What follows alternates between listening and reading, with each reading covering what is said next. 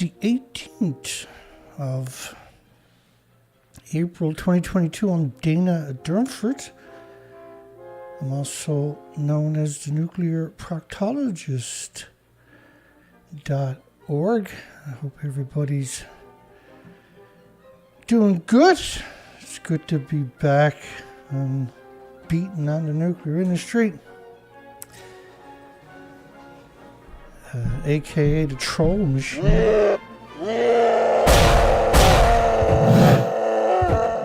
That's the reaction you get from the nuclear industry every time you try to have a conversation. Nuclear industry, power industry in particular, you have to treat it as if it's a meteorite coming at your planet. And that's the urgency you actually need to have a conversation worldwide. And I'm on YouTube, unfortunately. It's a degenerate bunch of people running YouTube now, which is owned by Alphabet. And they let the lobbyists take over now. The lobbyists... the only people that had my last phone number was YouTube, and they closed that account immediately. Brand new phone number, just a couple hours old, started up account with nothing on it, and they closed it down, said, and I got another phone card, done the same thing, they done it again to me. But somebody from the Japanese nuclear industry actually called me on my last number. Nobody else had that number. So they got it from Google, from YouTube. The International Atomic Energy Agency is just a part of the military-industrial complex,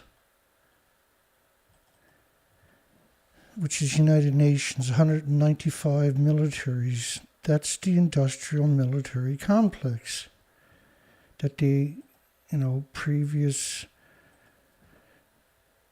administrations have warned you about. And they also go by another name. I'll let George Bush Sr. from a few decades ago.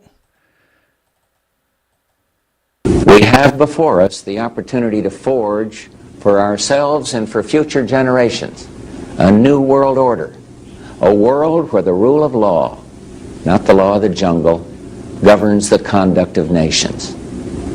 When we are successful, and we will be, we have a real chance at this new world order, an order in which a credible United Nations can use its peacekeeping role to fulfill the promise and vision of the UN's founders. So he's calling... We have before us the opportunity to forge... He's calling the United Nations the New World Order. International Atomic Energy Agency, that's the current demon-in-chief. It's terrible this industry exists. And so, incredible amount of checks and balances have failed us. We got a lot of news we're going to cover tonight, so we're not going to get into... we're going to cover a lot on Fukushima, but we're not going to cover the typical type of show. Let's get at it. We just come back from a major research expedition. We estimate it could be 500,000 to 1 million birds, seabirds.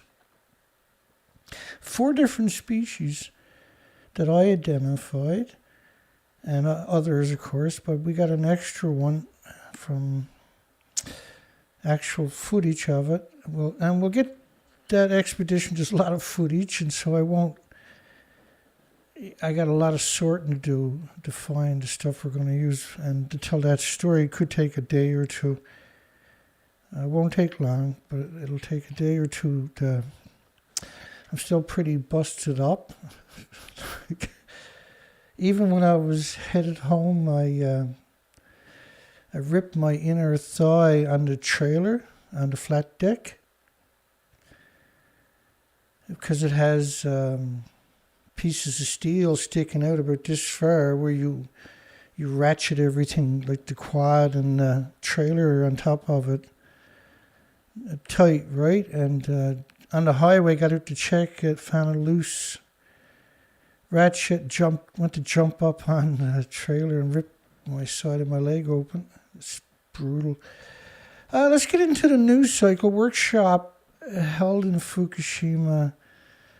I'm trying to get back into this mode covering the news cycle. There's around 1,000 stories we're not going to cover. These are the top picks. Focus mostly on Fukushima because that's threatening the species of our planet now for 11 years. And I'll just give you a quick explanation of what I mean by that. Now, we got a poll tonight.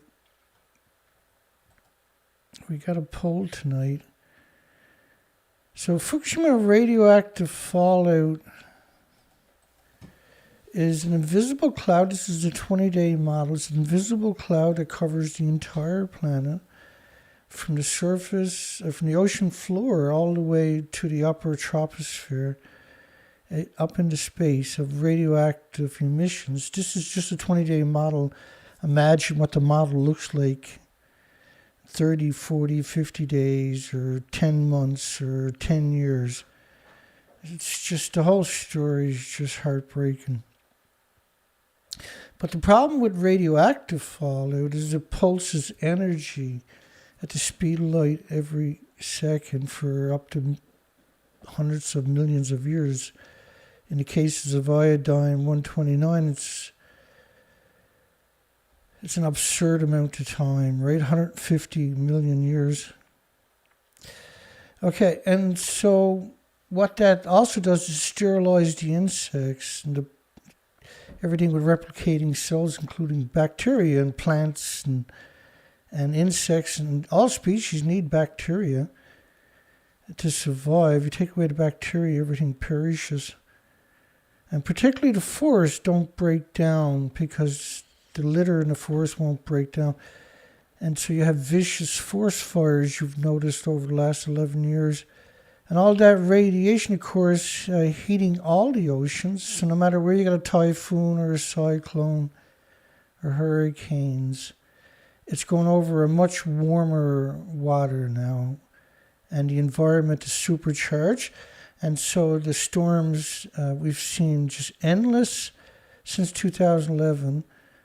That was the catalyst. Since then, we've seen endless 150 to 200 mile per hour winds sustained coming onto land in the communities that don't have building codes that protects the population from those kinds of winds. And what that means is it turns the houses and everything into projectiles. And so these projectiles, as we've seen in the Philippines, was one hurricane was 235 miles per hour. It hit the coastline and just churned at 235 miles per hour, 300 mile per hour winds. It's just all since Fukushima. So workshop held in Fukushima, this was an earthquake. This was April the 6th. The story was about an earthquake that happened March the 16th, 5 days after the 11th anniversary, directly 45 miles off the shoreline of the ongoing multiple nuclear meltdowns.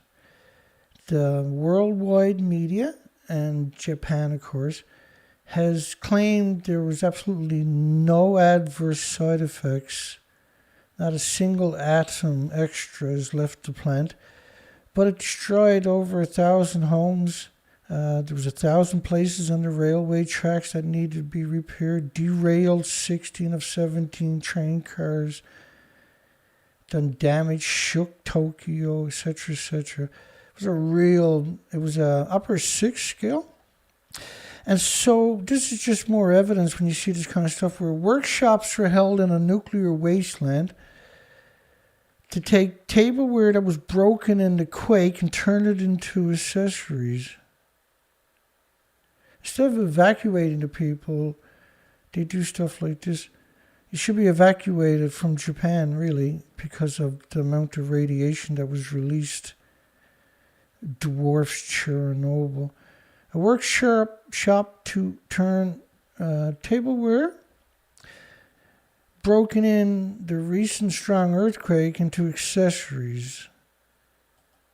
It's the strangest story imaginable. Planned a workshop held to hope the peoples whose precious items were smashed on March the 16th quake would register an upper 6 on the 7-point Japanese seismic intensity scale, which is a 9.4 if you used a 10 scale, by the way.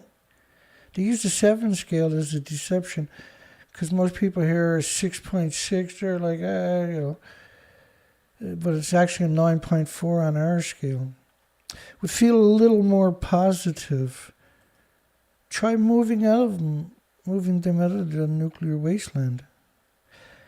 Hey, Stephen Young sent me a picture.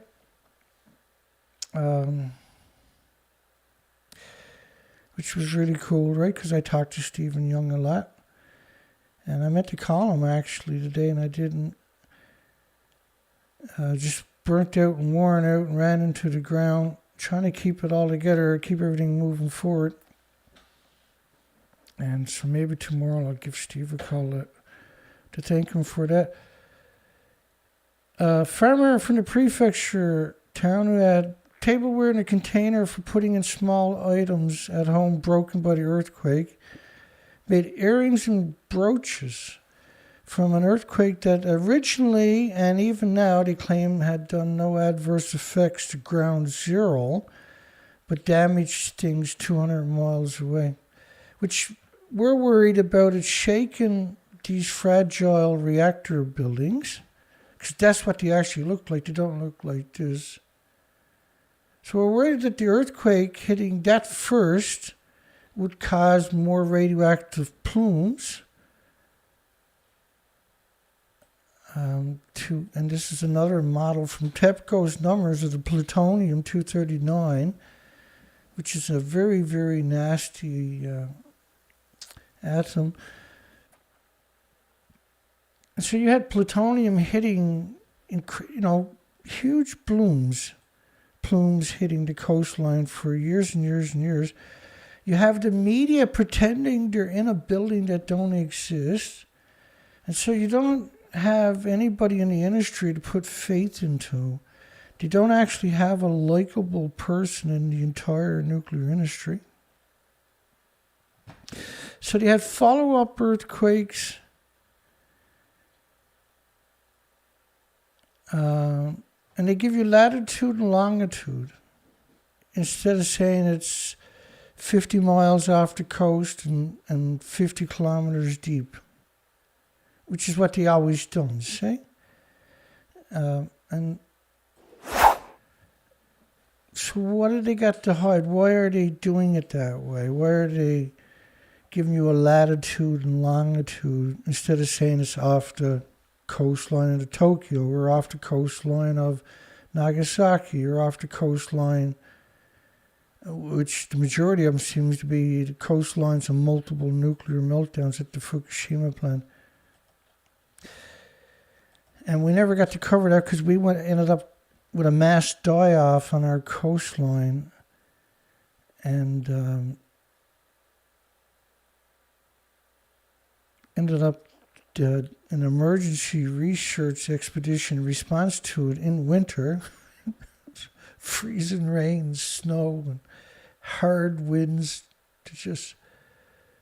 Every day was a nightmare. It's been just a nightmare. It doesn't matter because we got the data that we wanted, so it was worth it. But I'm getting old. I'm not getting younger. Right? and going out in the dead of winter and having freezing rain for soak you to your bones. Staying in a tent is a little too much maybe for an old feller like me. But that's what it takes to get the documentation. Struck off the coast of Japanese prefecture. First cracks found in we'll get going a little bit smoother, I'm sure, or not. It's a lot of documentation to get through. I'll try this again. Cracks found in Tornus nuclear reactor. This is in the United Kingdom. EDF is running these reactors, I believe. Yeah. Could increase the risk of radioactive accidents have appeared at the aging. And so obviously the media is leaning back against the industry, just suggesting that the building is aging is a no-no in this industry. It's considered taboo to criticize the nuclear industry. And any type of critique at all. The plant operator EDF, which are the incredible, crazy, irresponsible corporation, wrote to the local liaison group in February saying 3 cracks were found in the graphite core of one of the station's reactors. Of course, they have what they consider acceptable limits, and that includes for releases, but these are not acceptable limits. They got no choice but to use that limit if they want to keep operating the plant. And so it is now 76 years later. It's just, there is no, what I'm trying to say is there's no checks and balances. And the IAEA is not a checks and balances. It's a corporation called United Nations, which is a military-industrial complex, which is also the World Health Organization is United Nations, and UNICEF is United Nations, and UNSCLEAR and ERPA, these nuclear watchdogs are all United Nations. So United Nations controls all the opposition. They actually pay for the electricity and everything else. So it's a very deceptive and deceitful and dishonest and disingenuous industry. They said that the cracks are entirely expected and would not on their own affect the safe operations of the nuclear power station. So then why are we talking about it? Campaigners are calling on the company to bring forward the closure date, which is set for 2028. In May 2020, the Ferret reported evidence from the Office for Nuclear Regulations suggesting the cracks could lead to meltdowns. So the Office for Nuclear Regulations says the cracks could lead to a meltdown, which could result in a Look, a meltdown does not have a leak. It hemorrhages. It's the worst case scenario. So when you see the word leak and the word meltdown in the same sentence, that's called schizophrenia. Right, that's the editors coming in and after saying, "Oh, I can't say there's a problem. Let's call it a leak." It's absurdness, because the average person, the word leak means zero to them. It means nothing to them whatsoever, when it should mean something to them. See, because if you ingest it or consume it or breathe it, or it gets in the food and you consume that, and most of these places are surrounded by farms, which is really interesting because we have a poll tonight asking the question. I'll hopefully get to in a second. Was building nuclear power plants surrounded by farms insidiously evil and criminal? And we have 100%, 29 votes. like, why are they building nuclear power plants in farm countries? A question you really got to start asking yourself. Because if you eat the food or your children eat it, you're not only going to get sick from that eventually, but you're eating it all the time. You're bioaccumulating it, which means your body is attacking every atom that's in your body with white blood cells for the rest of your life, trying to build a tumor around it. That leaves your immune system vulnerable and compromised. And so the question is, this is a future nuclear power plant built surrounded by farms. And I have over 100 of these pictures, which raises the question then, doesn't it? Why are they building these places surrounded by farms? EDF, which is France's nuclear power government company, their legacy is just incredibly hideous. It's monstrous. 100% criminal. There's no logical reason why they're not in jail. There really isn't. Campaigners are calling on the company to bring forward the closure. And the Office for Nuclear says that the cracks could lead to a meltdown. So they're expecting a meltdown, basically, is what they say. In 2020, the Office for Nuclear Regulations predicted the reactors would start cracking in 2022, 6 years sooner than previously been thought, and prompted the EDF to bring the plant's planned closure date forward by 2 years to 2028. So if it was expected and there's no issues, why did they pull it back 6 years sooner when they found out about the crack? These are just, they should be common sense questions, but of course the industry is not going to prompt you to ask that question to yourself. Anti-nuclear, by the way, is what the industry calls people they're scared of. Campaigners. No, we're just morally driven, ethically driven humans. We're humans. We're labeled and anti-nuclear, as if it's time to spit on us. Now argue that the Torrens may need to close as soon as 2024 to avoid any unnecessary risk as the cracking gets worse. Exactly, right? And they run these things very hot. And what's going on is the graphite core, these use graphite, not the fuel rods like we normally talk about for the boiling water reactors. And so the graphite is being, once you fire this thing up, it's bombarded with neutrons, and that destroys the integrity of that infrastructure. So crack is the reactor's way of saying, hey, you pushed your luck too far. And this is why the Office for Nuclear Regulations is saying it could lead to a meltdown. And the industry is like, no, everything's good. They just don't care. There's no checks and balances. They'll kill every species on the planet, and they'll blame it on your tin cans, your pop bottles, and your cardboard.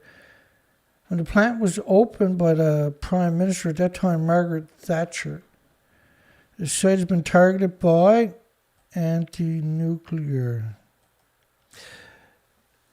Instead of good people or morally driven or hard-working citizens, is anti-nuclear. Torrens played an important role in the East Lothian economy, according to one of the worst companies on the planet, EDF. The station employs around 500 scumbag staff and around 200 throwaway contractors, and contributed £45,000 or £1 million to the local economy. But any energy that's doing it would do the same thing, right? But the 500 staff. A lot of these people are getting double the wages they should, or even triple or quadruple the wages they should be getting, for starters. And it's generations of inbreeding on top of that in the industry, and that's who gets the job when they retire. They're little inbreeds, and we're now 76 years down the road. And an inspection on Reactor 2 is scheduled for May. There's a job you don't want. That's the contractors you'll send in to do that, because they don't come back and they get sick and die later somewhere else. Closed down 2 similar but older reactors at the Huntington's B power station at the start of 2022, which we covered that. IKEA injected, I'll get there, 373 million in solar parks in Europe. And General Motors, scumbags, Honda, to produce millions of electric vehicles. Millions of electric vehicles. So I started up 2 accounts, and they took down both of them right away with 2 brand new phone numbers. The account has been terminated for violating Google's terms of service. So how come I'm allowed to have this account but not allowed to have that account with a new phone number?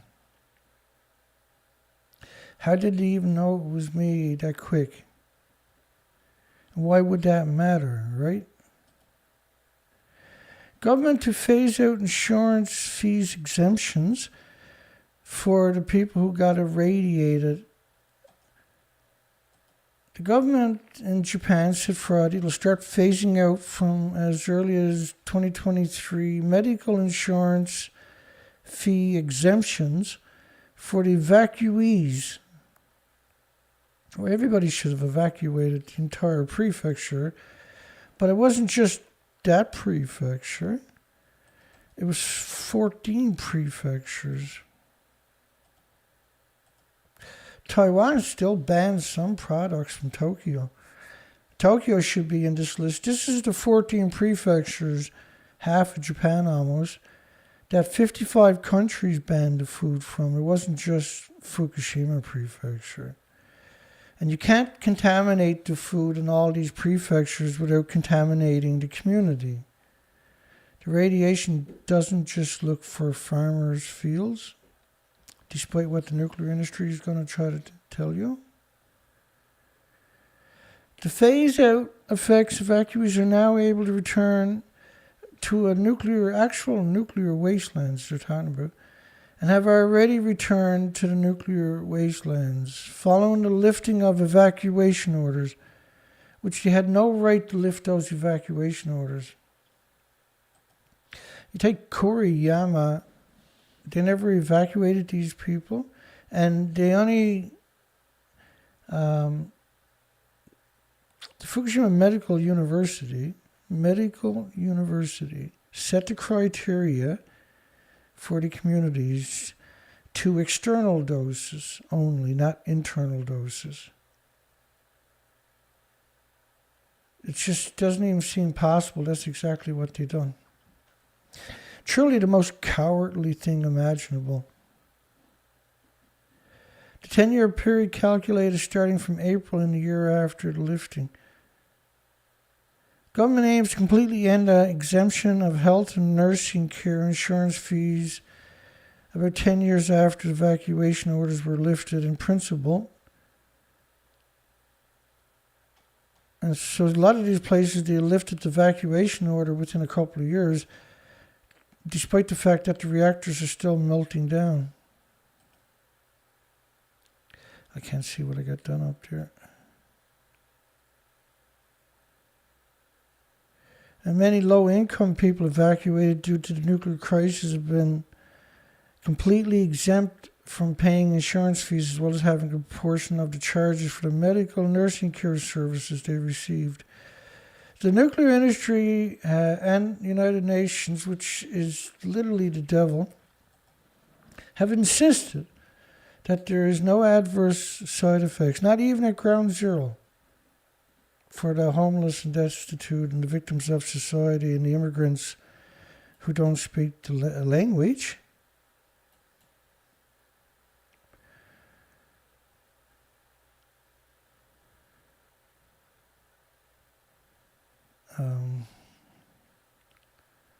Twilight Zone, it never stops.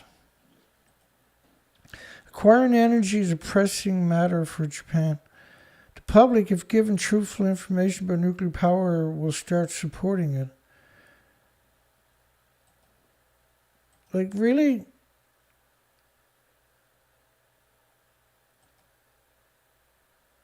What they're basically saying is they need to brainwash the population. If they tell the population how bad nuclear actually is,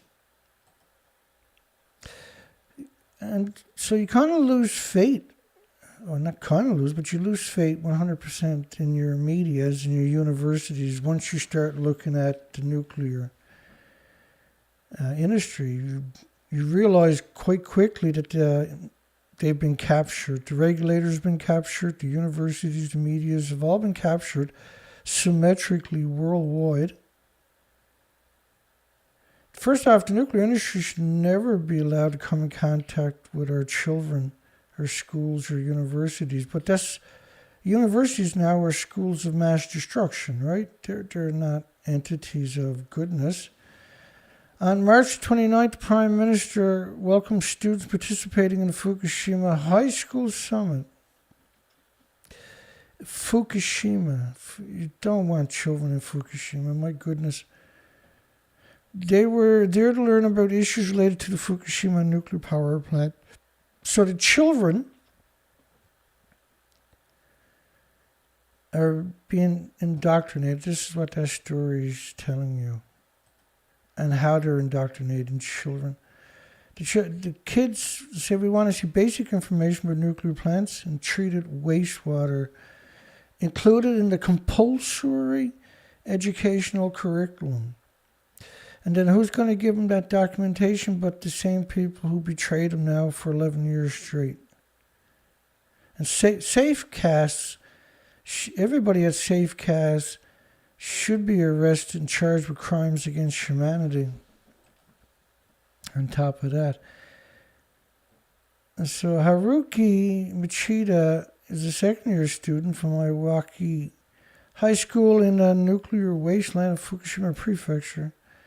So that is something I would love to consider. So let me think about what we can do. Pacifically replied the lunatic Prime Minister. Right? The nuclear industry was reprimanded recently for sending out 450,000 booklets to the school, almost specifically about that topic, where the communities actually attacked the industry for sending the booklets to the children's school. If the public is given an opportunity for a deeper understanding of the matter, they will ignore the 5 ex-prime ministers. And what they're referring to is 5 ex-prime ministers wrote the EU when the EU was contemplating labeling nuclear as green. 5 former prime ministers of Japan spoke out, sent a letter authored by them privately telling the EU to walk away from nuclear because it destroyed all these communities and people were left there to be victims. And here you see them now utilizing that to bludgeon the stoic prime ministers for speaking out,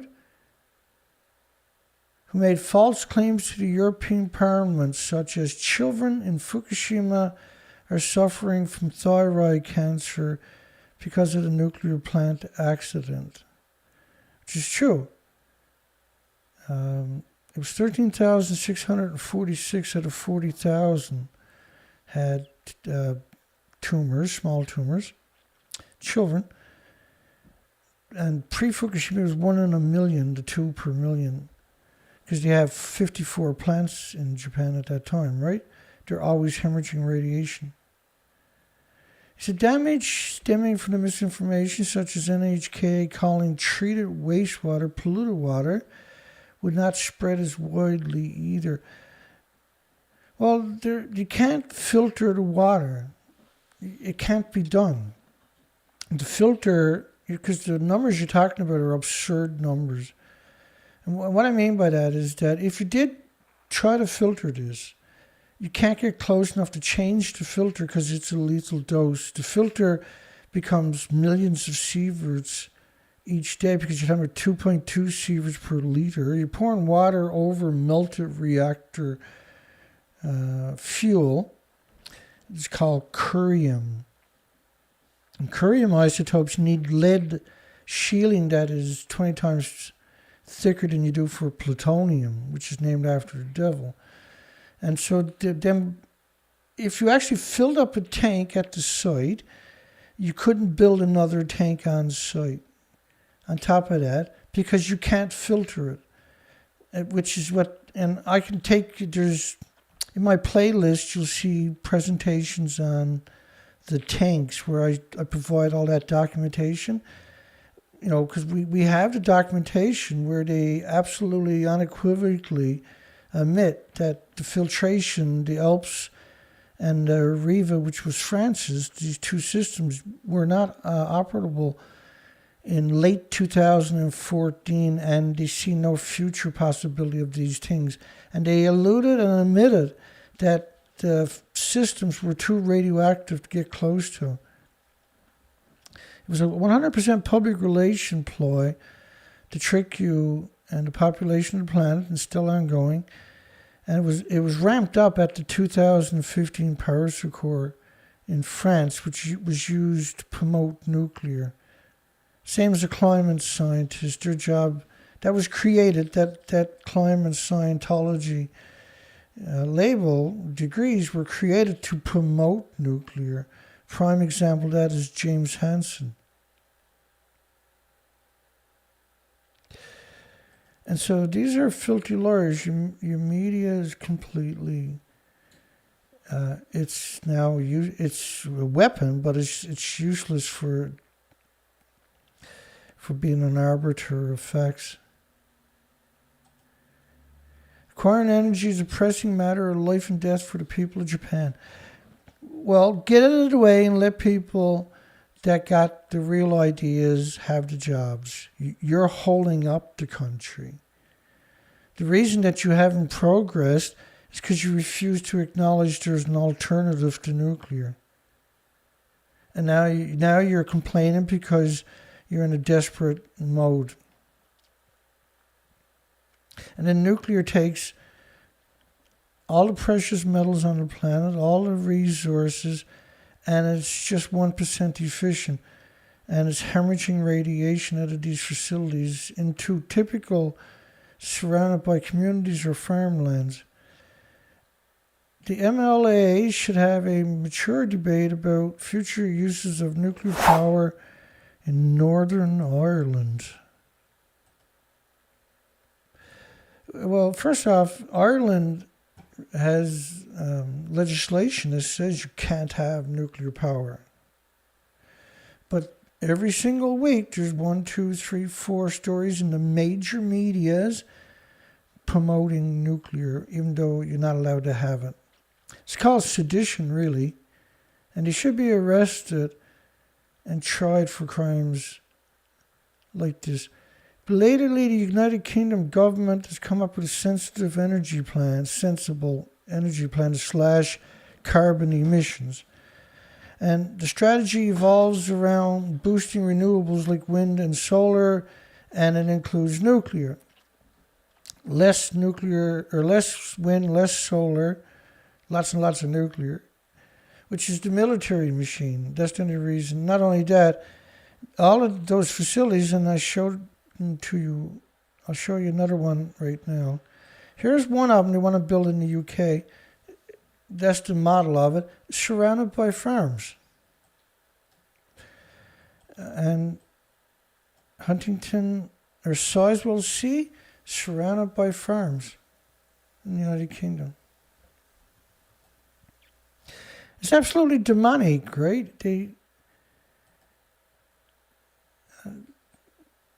There's all kinds of solutions. Like if you took wind and solar, let's start with wind and solar. If you took wind and solar, backed it up with geothermal and tidal energy, because that's guaranteed 24 hours a day. Then you back it up with pumped hydro compressed air storage and anything else that is feasible.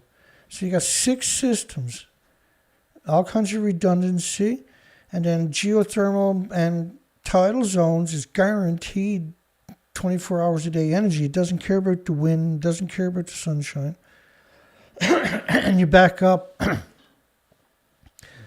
4 of those, the wind, the solar, geothermal, and tidal, with pumped hydro and compressed air storage technology. Just dig big mine shafts and compress air.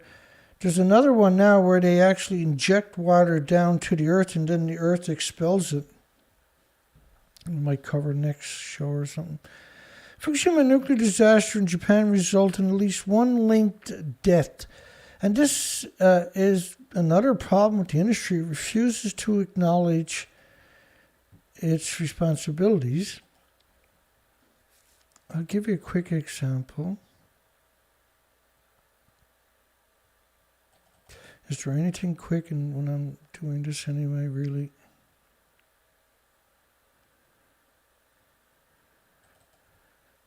That's the problem with the industry, is it's heartless.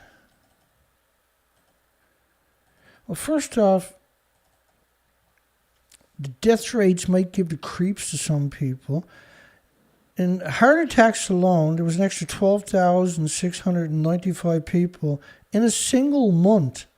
In a single month, in a single city, in Fukushima Prefecture, that died of heart attacks. Does anybody really think this is just a single month, or it didn't happen every other month, and it doesn't happen in all the other cities?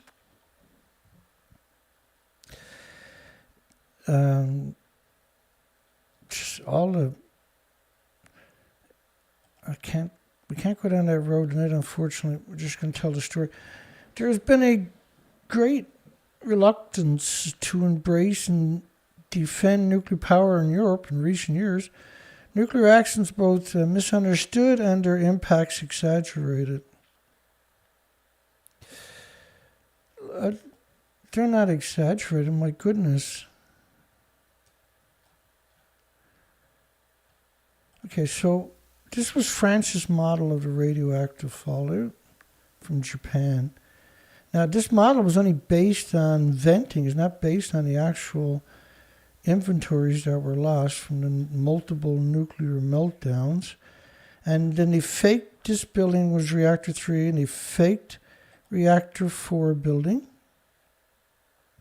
But we know we had the radioactive fallout came in and covered... I mean, that's the Pacific, that's the Atlantic. That's a 16-day model from France. So I launched research expeditions. I just came back from one. That's a picture of it there a few days ago.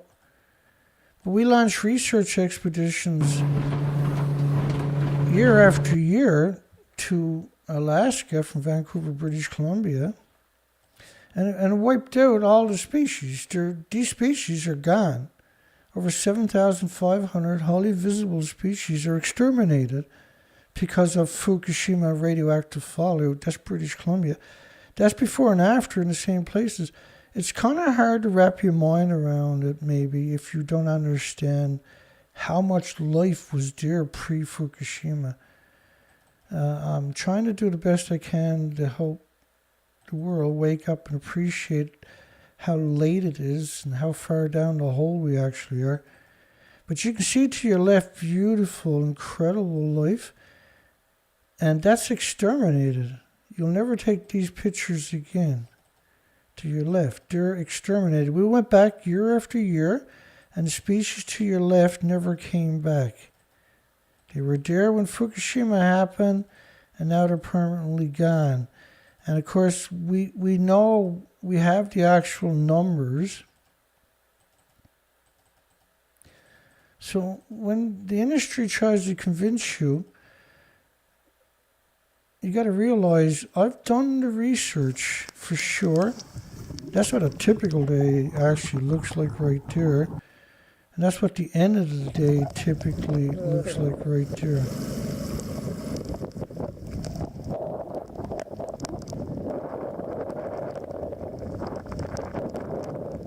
That's a typical day for me.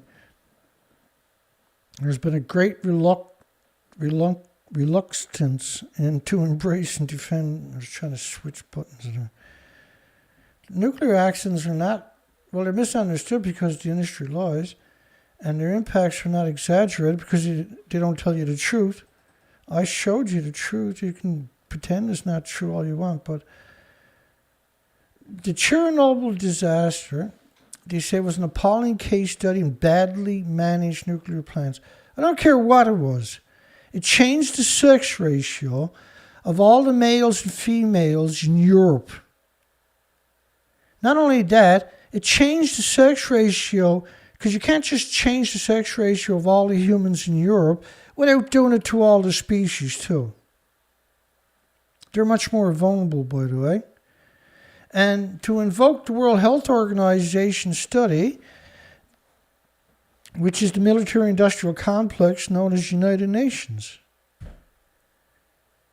Right? You're using the IAEA, UNCLEAR, the World Health Organization, United Nations, as independent assertions that the industry never had any adverse effects, when they're all the same people. They're the same 100 people with different pins. They're the same people, the same names, the same degenerate nuclear scumbags we've been calling out forever. So then they claim Boris Johnson's government therefore is right to include non-carbon producing nuclear energy. You can't call nuclear energy non-carbon.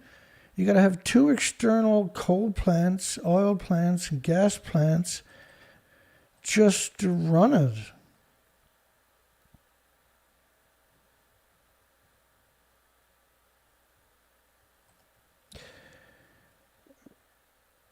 Just bear with me.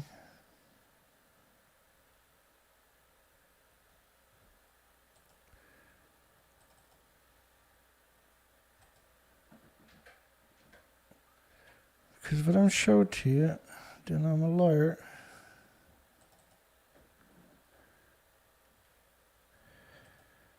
Here we go.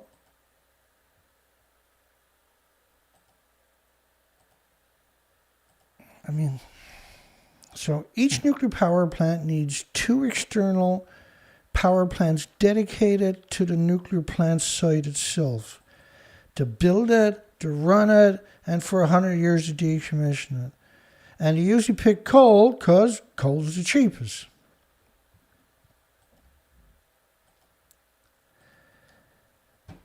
So in order to have a nuclear plant running, you got to have, whether it's gas, oil, or coal. And gas, oil, and coal, first off, here's Hinkley Point. Does that look carbon-free to you, all that material? And everything has to be triple inspected, by the way. Every piece of metal there has to be the highest grade. Every piece of cement there has to be the highest. There's enough cement there to build a sidewalk all the way to Rome from there. And that's going to be bombarded with neutron. So it's going to be irradiated, and shouldn't be used for anything else. Even though they're getting into the habit now of recycling a large percentage of this that is unconscionable, turning it into forks and knives and spoons, toys for your children. Every facet of nuclear is just carbon insanity. Yeah, nuclear remains off the table in Ireland. Yeah, because legislation was smart a long time ago, and new scumbags like you were going to come along. See, and when they say the pros and cons, they're going to have control opposition having that debate. And they want to have a public debate I could easily defeat any of their narratives. Not bragging or something, I'm just saying, if you're going to be honest, it's not very hard to defeat their disingenuous narratives. How's our poll doing here tonight? We got, somebody accidentally said, no, look at that. Was building a nuclear power plant surrounded by farms and seriously evil and criminal? And 42 votes say 98% says yes. What to do with closed nuclear plants' wastewater explainer. So it turns out this is the Pilgrim Nuclear Power Plant is being pawned off to a company that does what they call a fast decommissioning. And one of the ways they're going to do it fast is they want to just dump it in the local Pilgrim ocean front. Just dump it in there. And they say it's 1 million gallons of radioactive water inside the former nuclear plant along the Cape Cod Bay, and it has got to go. It has got to go. Well, they're supposed to store this stuff realistically under their original charters, because there's no checks and balances. In increments, they've changed the laws. But where is the vexing question? Well, they should store it until it's NERC. Holtec, which has a reputation like Godzilla, where it's very destructive. International is considered treating the water. You can't treat the water. Again, this treating of the water, they don't show you the evidence that it could be done. And it's very rarely you hear, don't you hear them say that word since Japan started saying it. And discharging it into the bay. Holtec is also considered evaporating the contaminated water or trucking it. Pilgrim was a boiling water pressure reactor. Water constantly circulated through the reactor vessel and the nuclear fuel. So it's in contact with the reactor core the whole time, converting it to steam to spin the turbines. The water was cooled and recirculated on the inside, picking up radioactive contaminants. So the water is boiled by a process of heat. The heat is actual physical atoms that are created. These are perpetual atom makers. They make atoms. And some of these reactors are called breeder reactors, where they harvest the atoms and turn it into actual fuel. And so a single breeder reactor, which is what India is planning to do, can fuel their entire fleet. But you're talking about horrific releases from this kind of fuel into the environment. Because what happens is, it's so hard to wrap your mind around it, really, for the average person. But the only way to do it, you got to physically understand that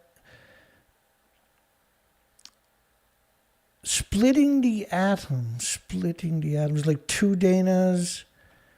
It's like 2 Danas, then 4 Danas, then 8 Danas, and 12 or 16 Danas, and 32 Danas, and 64 Danas. And it just, you're talking in their context of hundreds of trillions of billions, of hundreds of billions of trillions of atoms. They're not going to go away. At some point, you got to crack open that reactor and put new fuel in there, because that's becoming fragile. These atoms are released into the environment. But when you take the fuel out of the reactor core, you put it into what's known as a pool. And the pool boils off all day long. It's sucking up the atoms because it has no containment. And that's piped up the tall, thin chimneys all day long. Or directly vented into your oceans. Like the whole thing is just disgusting how they lasted this long. These atoms are released into the environment all day from over 1,000 pools, and they're released into the environment to look for victims, plants, animals, insects, birds, humans. And when it comes in contact with people or animals or any replicating, splitting cell, you sequesters in your muscles, your organs, your bones, or ends up in your thyroids of insects and birds and animals or humans, then is turned into radioactive hormones and then redistributed throughout your body as radioactive hormones, or the insects or the birds or the animals. It's a perfect planet killer. It'll wipe out all 8 million species in increments. It's like that boiling frog theory where you put a frog in a pot of water on a stove. The water, slowly turn the water up, and the frogs don't understand to get out until it's too late. They can't escape and they boil, right? Which is probably not even true, really. But that's a comparison that people uses. That's what's really nuclear is to humanity. We're being boiled alive by the energy that's constantly released from these things.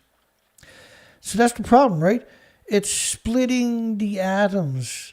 So think about how many atoms does it take each minute to boil water to power 1 million homes for each reactor. Once you take the fuel out, it's still producing those atoms. They're not just going to disappear and turn into fairy dust. They're released into the environment now forever. They haven't tried to put a repository because you can't stop that chain reaction. That chain reaction never stops. That is, right, once you take it out, that chain reaction is still happening. Instead of boiling water, it still boils the water, but it goes up a stack in the pools. You have to replenish the water in the pools all day. Each liter could be trillions of atoms released into the environment. So there's about 120,000 liters in each pool. And there's about 1,000 pools, a lot more than that actually. But say there's 1,000 pools worldwide. Each liter in each pool, 120,000 liters in each pool times trillions of atoms released into the environment. So that's the extinction event. It's a very slow kill, and now it's exterminating. It's in extermination overdrive at this stage because of Fukushima. Environmental studies conducted by the plant. That's not, if the plant's doing a study, then that's not an environmental study. And now Holtec, which is an unproven company in many senses, of being reliable that is, have showed little or no environmental impact. No, because they're going to have to pay for it. Their shareholders are going to have to pay for it. There's no checks and balances. The universities are the schools of mass destruction that get these contracts. And if they rat them out, then there's no money to be made. You know, why trust the universities? The first question you should ask yourself. They're students, easily malleable, easily manipulated. They're just students.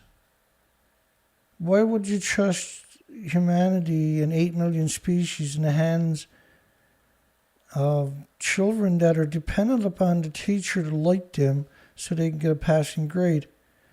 A prime example of that was when Fukushima melted down. Around 2,000 nuclear students in Taiwan spammed the internet for the next couple of years. The students.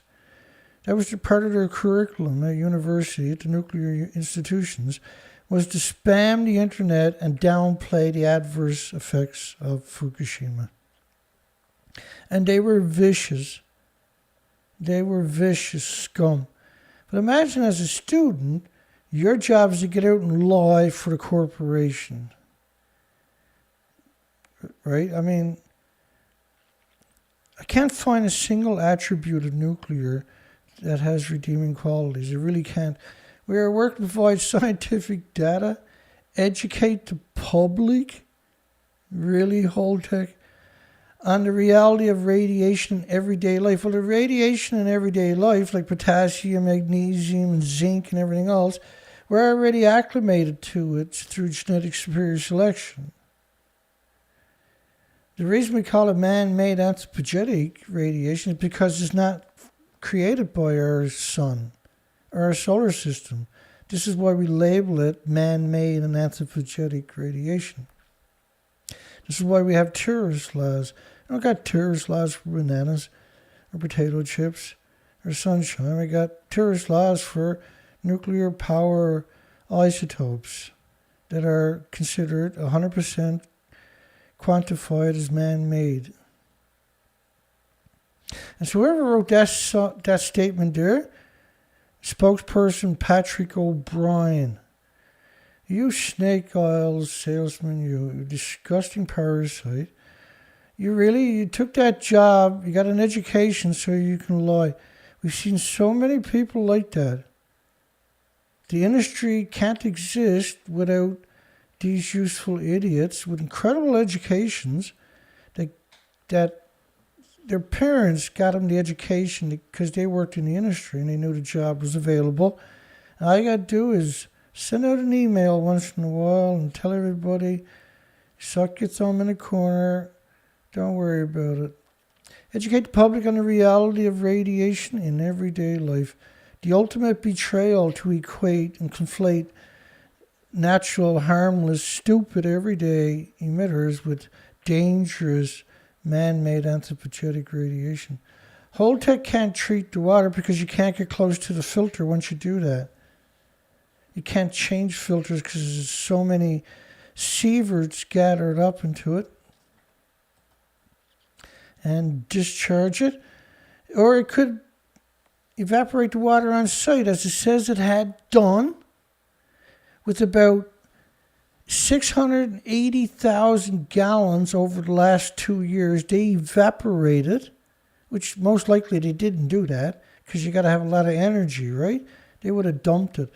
They're claiming they actually evaporated 680,000 highly radioactive gallons, we're talking about, that's in contact with the core, with the splittings of the atoms itself, of 700-ton cores that are splitting the atoms to boil water for 1 million homes. You're talking about a lot of atoms. That's more than Google atoms, What an incredible statement, though. What a horrific, disturbing, sadistic statement. What a revolting statement. That in the last 2 years, Pilgrim Nuclear Power Plant, Holtec has evaporated 680,000 gallons into the environment and liberated the atoms into the environment that way. That's the definition of wicked. That means all the nuclear power plants are doing it in that case, see? Holtec could truck the waste out of state facilities where it would be mixed with clay and buried. And then when it rains, it liberates it, spreads it into the water tables. Or placed in an evaporation pond. Evaporation pond. But not storage, not in a repository, not in containment until the atoms are no longer dangerous to everything with replicating cells. Or placed in an evaporation pond.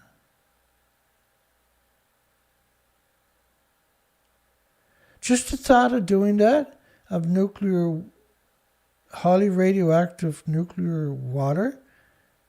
So if you had a couple of gallons of it here, it probably would have killed me already. Because there's so many atoms pulsing so much energy every second.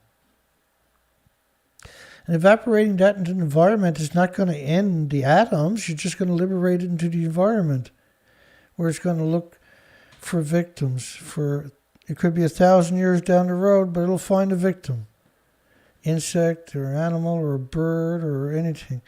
Or released into the local waterways. Anything but responsible. Nuclear plants occasionally need to dispose of water with low levels of radioactivity. First off, there's no such thing as low levels of radioactivity. These are anthropogenic, man-made, and if you get a single atom in your body attacks white blood cells for the rest of your life and tries to build a tumor around it. It could take 10, 20, 30, 40 years. But if you're bioaccumulating and getting lots of it in because you're in the path of this stuff, that's what's going to happen to you. And it's going to be a quick onset of debilitating illnesses.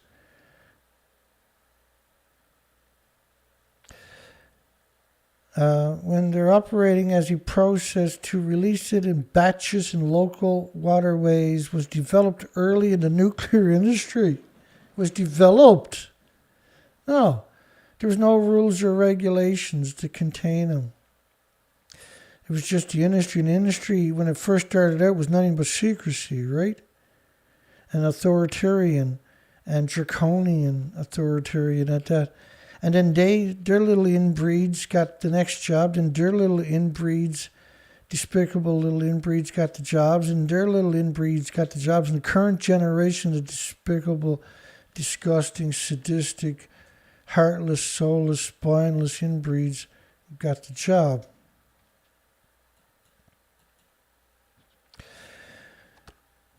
Chelsea on the last live show was trying to call into the show, but Chelsea, I didn't see your phone number on my phone after. I left the phone out out of the studio. You remember that? I was surprised it didn't show up, and maybe you misread it, I guess. The water's, just so you can fix it next time. The water from those releases was well below the federal limits for the amount of radionuclides in millirems. Well, the amount of radionuclides, you don't measure nuclides in millirems, you measure it in atoms, which is what you see out in the quarter, pulsing energy every second, which is counts per minute on this one up here. And you shouldn't get more than 30 counts per minute. That's only going to measure gamma. It's not going to measure alpha, beta, neutrons, X-rays. And the X-rays are caused by the atoms, different atoms, pulsing. All atoms are pulsing energy almost at the speed of light, 186,000 miles a second. And so those atoms, those pulses, they hit each other, gammas and alphas, neutrons and betas. When they hit each other, they change direction almost at the speed of light. It's known as a braking effect, and it creates a brutal X-ray that helps sterilize all the species. The water from the releases was well below the federal limits. The federal limits, of course, are created by the industry itself, and they kept increasing the limits.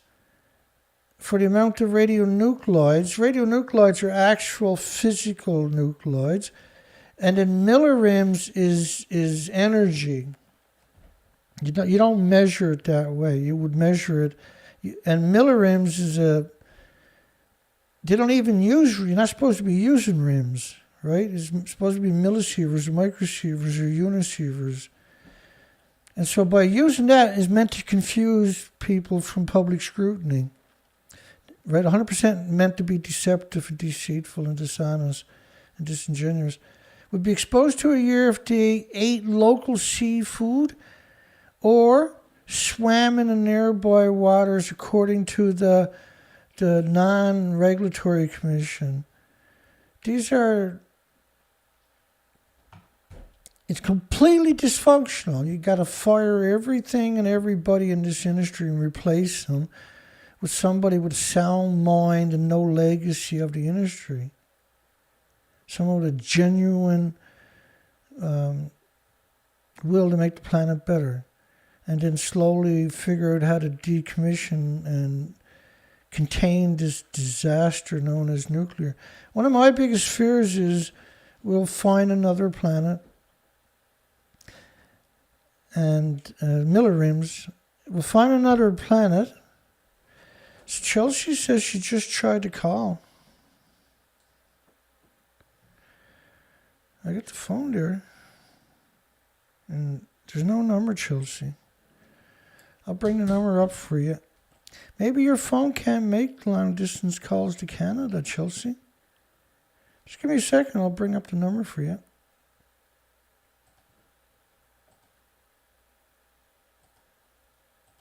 Here, Nuclear Scumbag Show. Sorry. 709-589-4406. I'm assuming your phone can't call here to Canada, Chelsea. Is that what's going on, I wonder? I know Stephen Young had a hard time calling me there, and he had to contact the phone company before he was finally, like 6 times or something. Then he was finally able to call.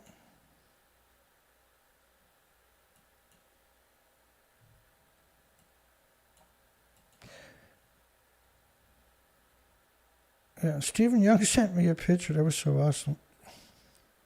It made my day, actually. It's nice when you can finally see people because we talk so much.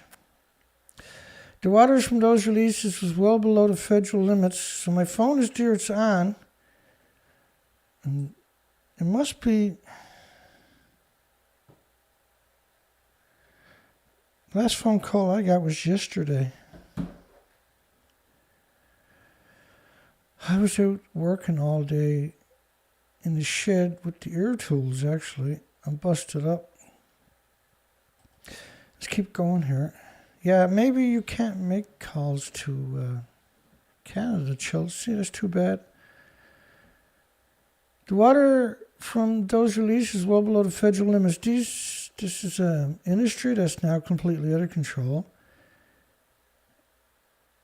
And they know it. They're not stupid. They're not naive. They're not gullible. They're 100% aware that they're out of control. They're 100% aware of how harmful they are now to the entire biosphere. And they have no remorse. It's like, let's make it worse. How can we make it worse? Questions if the water is heavily contaminated, especially from the pool that covered the store, spent fuel for cooling and shielding workers from gamma shines, X-rays, and neutron bursts.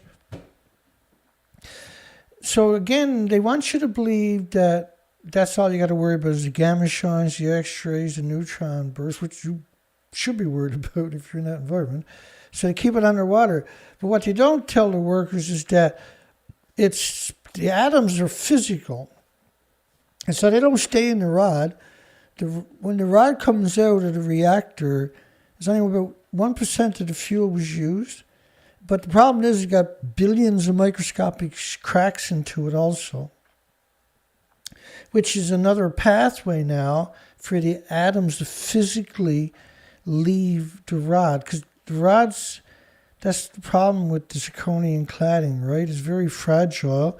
And once it's under the bombardment, now the atoms themselves, according to the government website in America, that man-made radioactive isotopes are 1 billion times more toxic than industrial poison.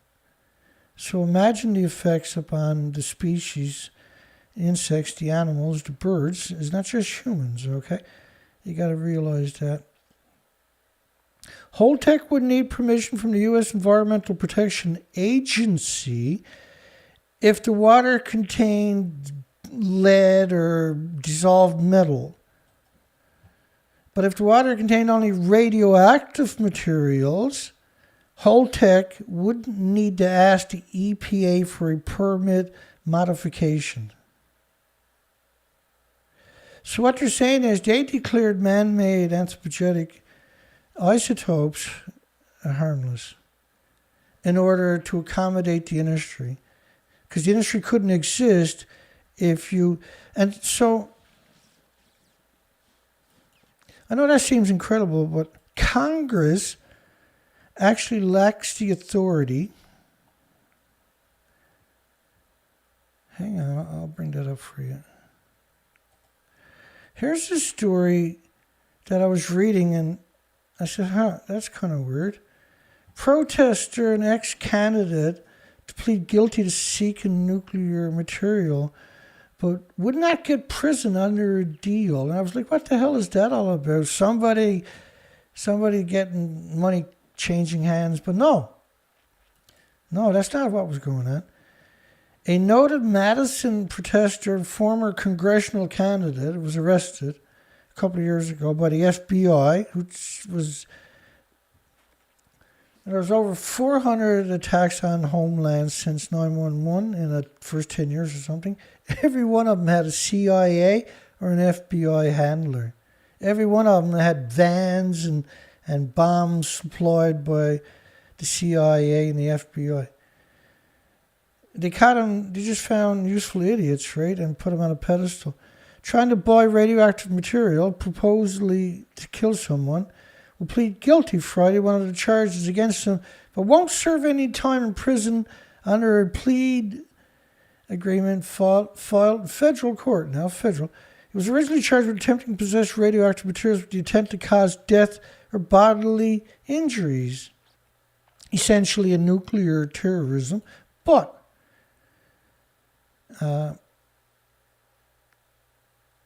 his lawyer, well, he said he's trying to get to kill himself and that he was killed and make it appear he was killed by the government using a substance difficult for anyone but the government to get their hands on. His lawyers filed a series of motions to dismiss the indictment. You're going to love this.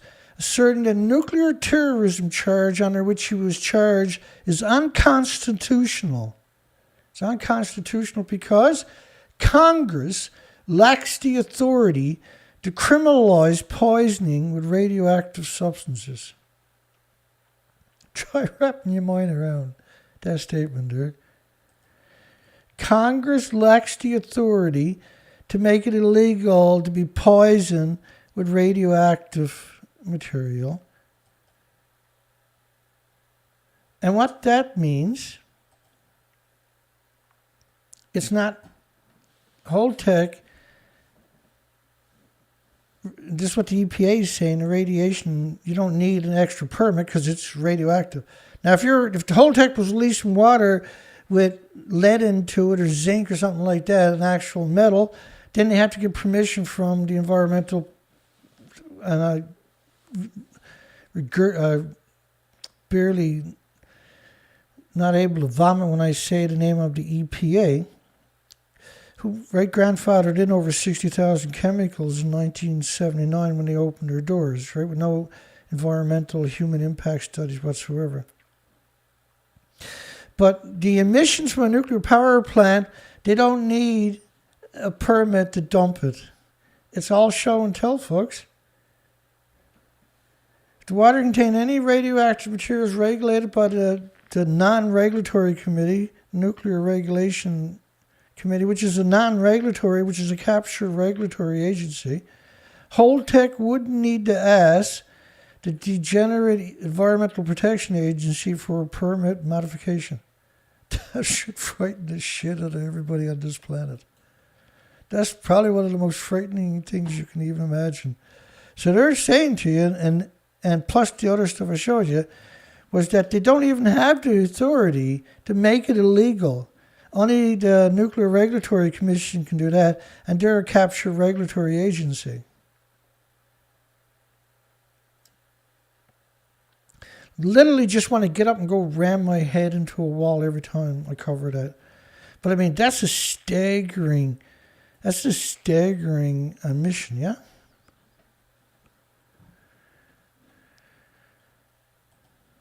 According to the EPA Water Division for New England, preparatory stay for permanent return starts in Fukushima Tomioka community. This is in Japan, Fukushima Prefecture. The town of Tomioka in Fukushima Prefecture started Monday a preparatory program allowing displaced residents to stay overnight at their homes in an evacuation area set up in the wake of a triple meltdown. There's actually 4 plus 8 fuel pools that with 4 decades of reactor cores were also lost. A nearby nuclear power plant over 11 years ago. Fukushima #1 nuclear power plant, which was severely damaged, it was 100% unequivocally completely destroyed. This is BBC, Rupert Winfield Hayes, there's lots more, but here's 4, CNN, ABC, Cecilia Vega, who's now a White House press journalist, CNN Anna Coren, who done exceptionally well, and CBS Seth Durham, which is a senator's son, trying to convince you they're 100 foot above the wreckage of the Reactor 4 over there. On TV. When there was never any dissenting voices in any media, Greenpeace, Arnie Gunnarsson, Helen Caldicott, Christopher Busby, or anybody else worldwide, that this can't be true.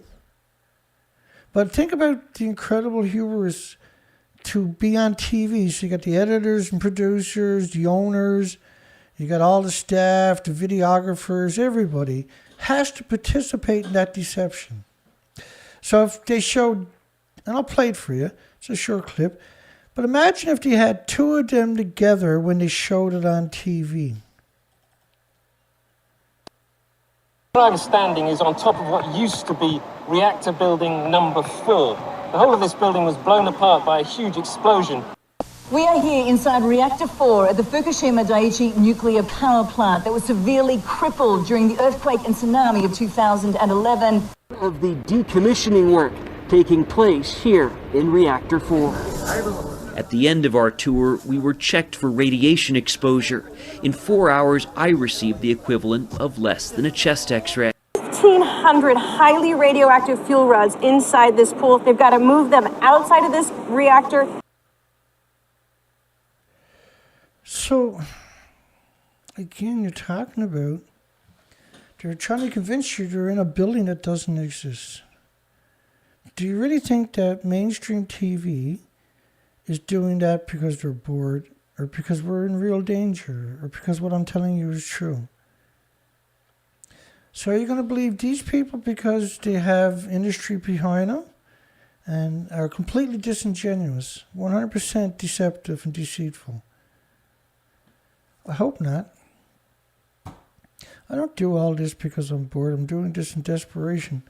Fukushima No. 1 nuclear power plant, which was severely damaged, as I showed you, doesn't even exist anymore. A program designed to help the residents prepare for proposed lifting of the central government's evacuation orders next spring's covers an area of 3.9 million square meters in the vicinity of the train station, which is the same thing they've done, which is 1.5 square miles. Because you're talking about square meters, not square acres, right? Square meters.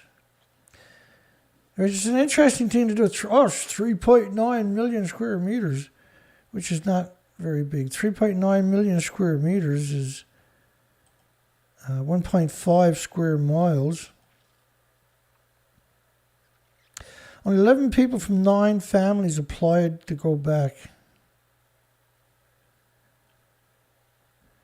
And people are now able to watch for the first time in 11 years, not 12, the cherry blossoms fully blooming in a nuclear wasteland that nobody should ever go back.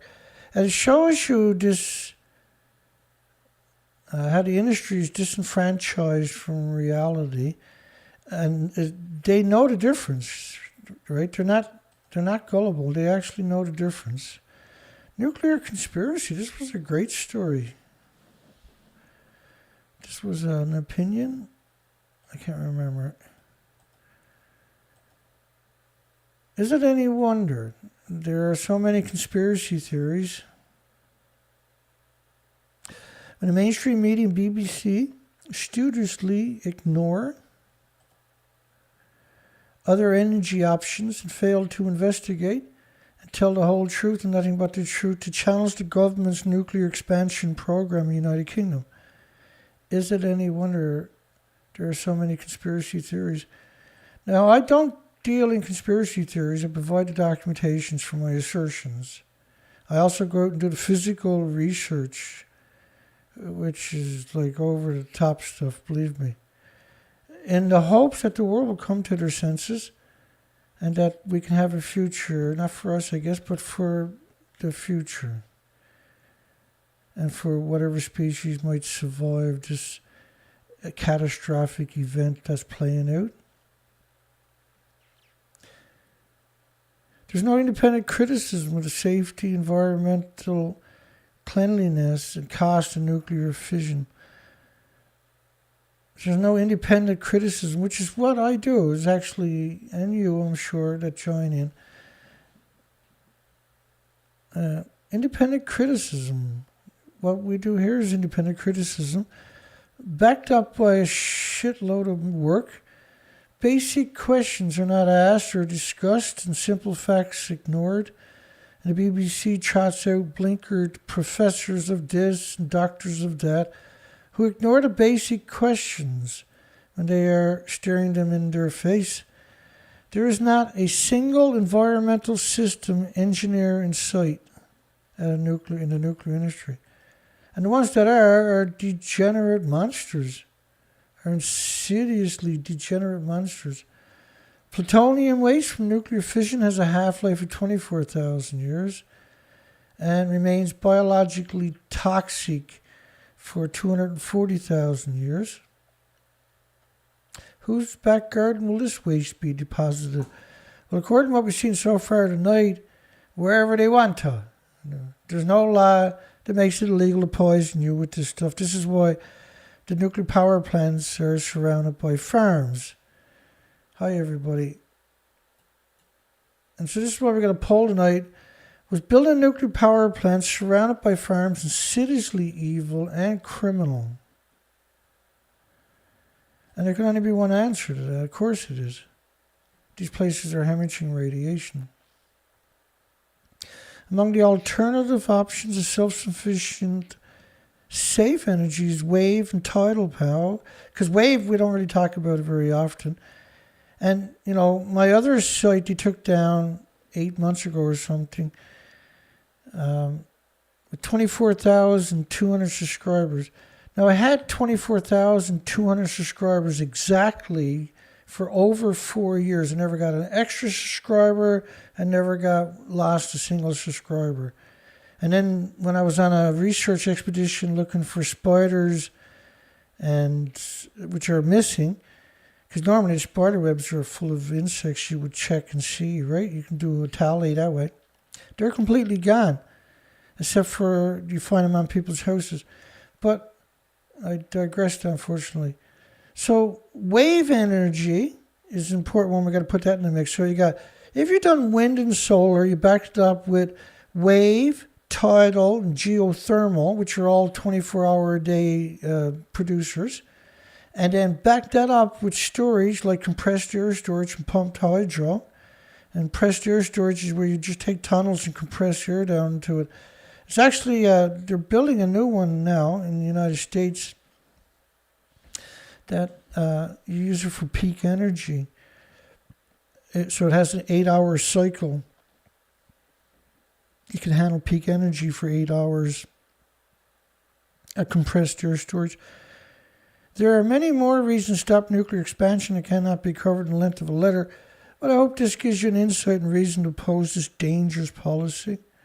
Malcolm Naylor, thank you, Malcolm. Bless your heart.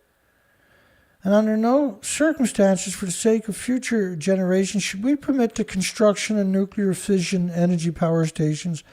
Learn from the disastrous infrastructure record of the past, Tory decisions and failures, and exercise your voice as never before. Hear, hear. Well said. I thought that was a really... The industry is full of talented people, but not for the right reasons. But that's a pretty slick little picture. Donna, the Deepened Global Energy Reset. And so this particular was a think tank.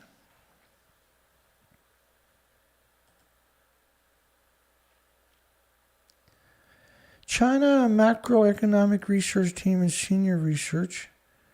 That was a really good story. That story there. And the United Kingdom recently said that in order to improve the country's energy independence and cope with increasingly high energy prices, which is because of Russia and Ukraine, everybody ran away from Russia, which was done by United Nations, 195 countries, NATO, 195 militaries rather, countries, and NATO, which is 30 militaries. It has launched the latest energy strategy with nuclear power at its core, with plans to approve up to 8 new nuclear reactors at a rate of 1 per year until 2030. Like, they don't have the material to do Hinkley Point. Right, there's a bottleneck in all stuff now to reduce its reliance on Russia. So what happens if Russia didn't invade Ukraine? What would you be saying? So it's really despicable that they do that. It has opted to accelerate the development of nuclear energy. Yeah, it was just randomly too, wasn't it? And the new energy strategy aims to change the energy landscape by 2030.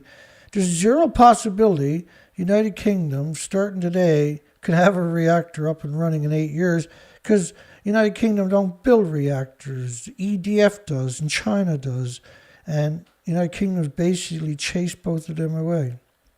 95% of the power will originate from low carbon sources. And calling nuclear low carbon is the ultimate insult. And this was orchestrated. It was already going on for quite a while, but there was a big push, a mandate at the Paris Accord agreement they had in France, which was the military-industrial complex, right? And France's legacy is just a terrible legacy.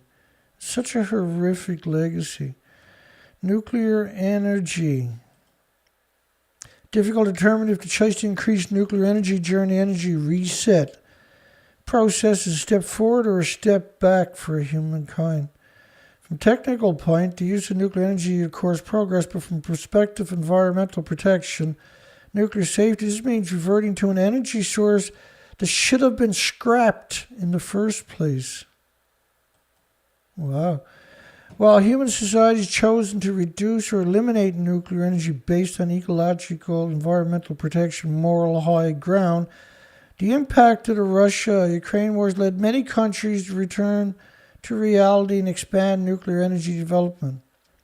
Well, first off, the Renewable International Energy Agency had said earlier this year, 2022, that by 2026, there's going to be another 4,800 megawatt of renewable online in just the next couple of years, which is more than all current fossil and nuclear on the planet, the entire planet combined. In just the next couple of years, it's going to come online. So it's steamrolling now, and every year the price is just dramatically, and the efficiency and effectiveness is rising. If they just pair it up with pumped hydro, compressed air storage, problem would be solved. See? And if you marry that up with tidal energy, wave energy, geothermal energy, 24-hour a day sustainable energy,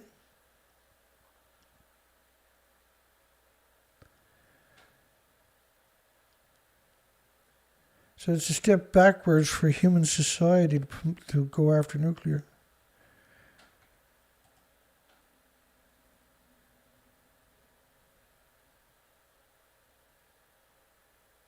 It also means people have given up on the idea they held on to in the past. In a way, this is a step backwards for human society.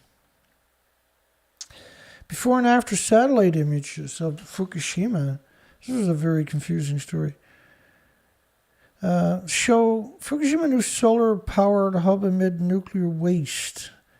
There was originally 150,000 sites. In the decade since a nuclear disaster, Fukushima Nuclear Power Plant, solar panels have been built across the surrounding area. So people had to go into that nuclear wasteland to set up the solar power. Such an evil industry, isn't it? And then to go back in there.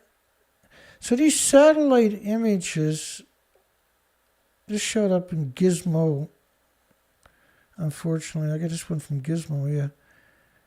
So there's the Fukushima Daiichi. And so what they had these satellite images there, but it was really difficult to zoom in and figure out what was what. This was the original on their screen, so they had the names there, right?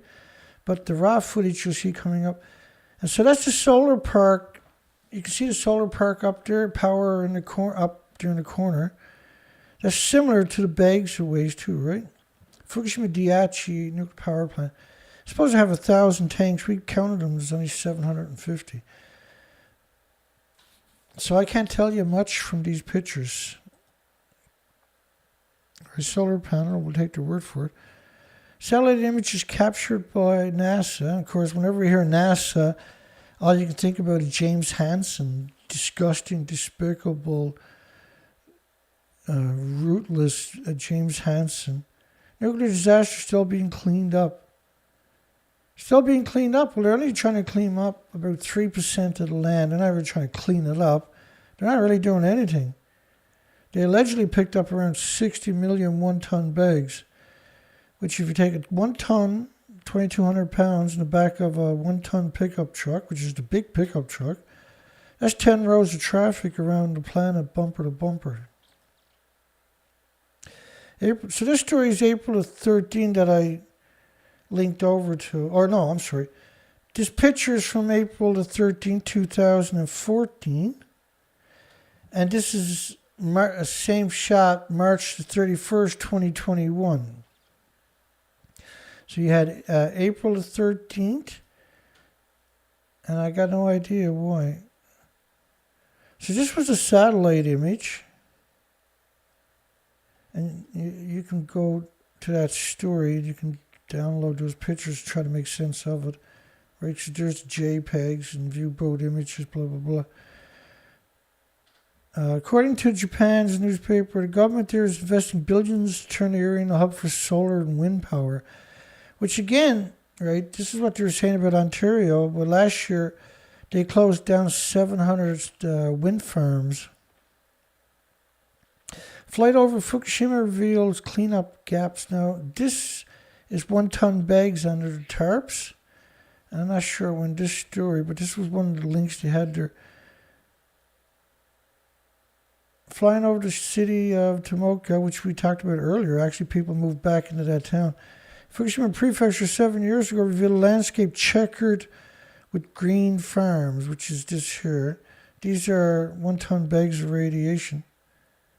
The quilted pattern remains visible today, but many of the farms have been replaced by rows of plastic sheets covering bags of radioactive soil. Similar sight from the air can be seen in nearby Futaba, which is joined to the hip at the nuclear meltdowns themselves, 2 miles away or something. Home to a temporary storage facility for radioactive waste. Evacuation orders were lifted a year ago for most of Tomioka and neighboring city of Nami. Few residents had returned. And Nami, of course, is 20 million becquerels square meter. And there's no, these are insane numbers because the only time we're gamma. Looming close by is tanks brimming radioactive water. 3 kilometer no-fly zone is still in effect. The tanks are not filled with water. Like you need, normally the reactors need 1 million gallons a minute every minute. 1,440 minutes a day. Each reactor. Which will fill up the tank 6 times a day, basically. Just a single reactor. So if they were cooling the reactors, you got to use the same amount of water because it's no longer 600 degrees, it's 9,000 degrees Fahrenheit when it melts down. The surrounding area seems to be neglected in the cleanup. And that's one of those new walls they got there. Some of them walls are like 70 feet high. The sea walls under construction. And the walls can run for like 70, 80 miles straight. So further north in Iwate Prefecture was brutally radioactive. Trucks can be seen working for a site for a new stadium, host to the Rugby World Cup in September 2009. And we covered that, right? We came out and tried to warn them, but the industry is too big. Okay, so this was 2018. Toshiba. Inside a meltdown hit Fukushima. Hang on here. So they're pretending that's Reactor 3. 7 years on, TEPCO aims to pull fuel out of Unit 3's rubble-strewed pool. And last year, 2021, they claimed they got all the fuel out of it. That's the official picture of Reactor 3. Okay, here's the actual official picture of Reactor 3. Now the pool they're talking to is up there. You see that one up there and the other one over there? That's the pools. You got to be way above that to look down on the pool. So you got to be way above those up there that don't exist in Reactor 3, which was the mixed oxide fuel building, also known as MOX fuel. This is where they use reclaimed uranium, plutonium from fuel that has already gone through a chain reaction. And that's illegal in Canada and the United States because it's insidious amount releases. So they do it at La Hague in France, and they used to do it at Sellafield in the United Kingdom.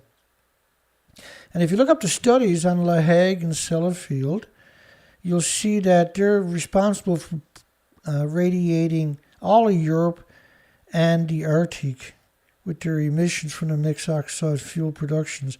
They can't contain the emissions.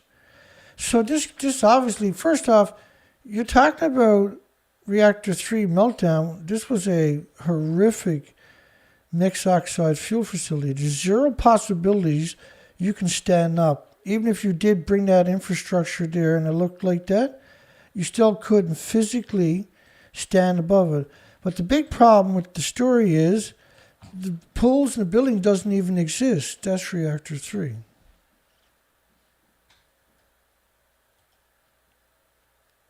So that's supposed to be a 190-foot building, but and the fuel pools would be at the top of the 190-foot building. So this is obviously fake. And so that company, Toshiba, is fake and has helped perpetrating the lie and pretending that this building is intact and looks like this. This is craziness to suggest they're at the top of a building that doesn't even exist. And then they got a Geiger counter in unisievers. The top floor of the Fukushima Daiichi Unit 3. The top floor. So the top floor is this floor up here. You got to be above the pool to look down on it, right? So you got to be above it to physically look down. And so that should be up here somewhere. And it's obviously the building is completely flattened. But when you look at what they've done with the cranes, remote control cranes, allegedly, who knows how many people they really killed, you can see the building doesn't even exist.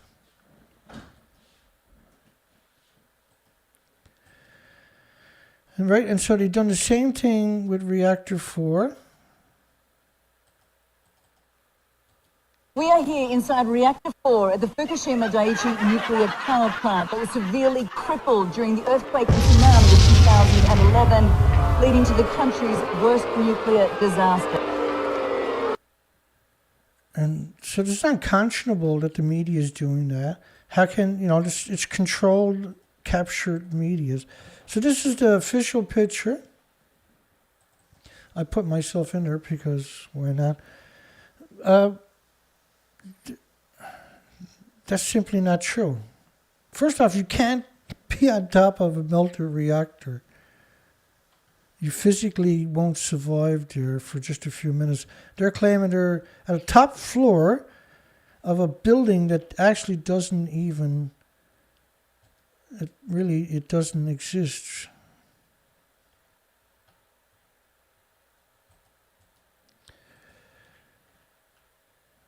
And so when I tell these stories, you feel like you're insane sometimes. When you gather, you're sitting there gathering up and you're going, oh, God, not again. But this is the story you got to tell. You got to warn the world. The world, they're not faking this because it's harmless. They're faking it because it's an extinction event. Melted fuel from Reactor 3 is the highly lethal mixed uranium plutonium oxide. The unit is to be the last attempt to fuel removal in 2013, but you can't remove fuel from a building when it ejected it out of the building, right? Was ejected. There's the fuel, there's the reactor core there. The injection of nuclear fuel implies there was a critical excursion. The blast at Fukushima 3 was like an exploding vortex. The reactor blew up, not the reactor building. Plutonium burning reactors restart in Japan. The government is forcing the Japanese, they want to stop the reactors to burn. And when I say that, you can't really destroy it, you just liberate it into the environment. The plutonium mixed oxide fuel that got gathered up there. And they were shipping it to United Kingdom and to France, to The Hague, who's processing it, shipping it back for them to burn in reactors. The industry's crazy. It's doing everything it can to kill the planet. And, we need people to step up and go to war with us. Do the same thing I'm doing. Start getting your voice, get educated. I provide an endless stream of documentation, typically 5 days a week. I think the ship is really sinking beneath them. There really is a credibility problem. Nuclear expert on Japan's MOX. Videos of explosion are not allowed to be seen. If you got nothing to hide, why the hell are you hiding it?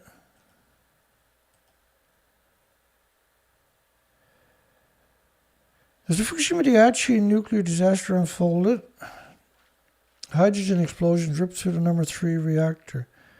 Well, it wasn't a hydrogen explosion, it was a...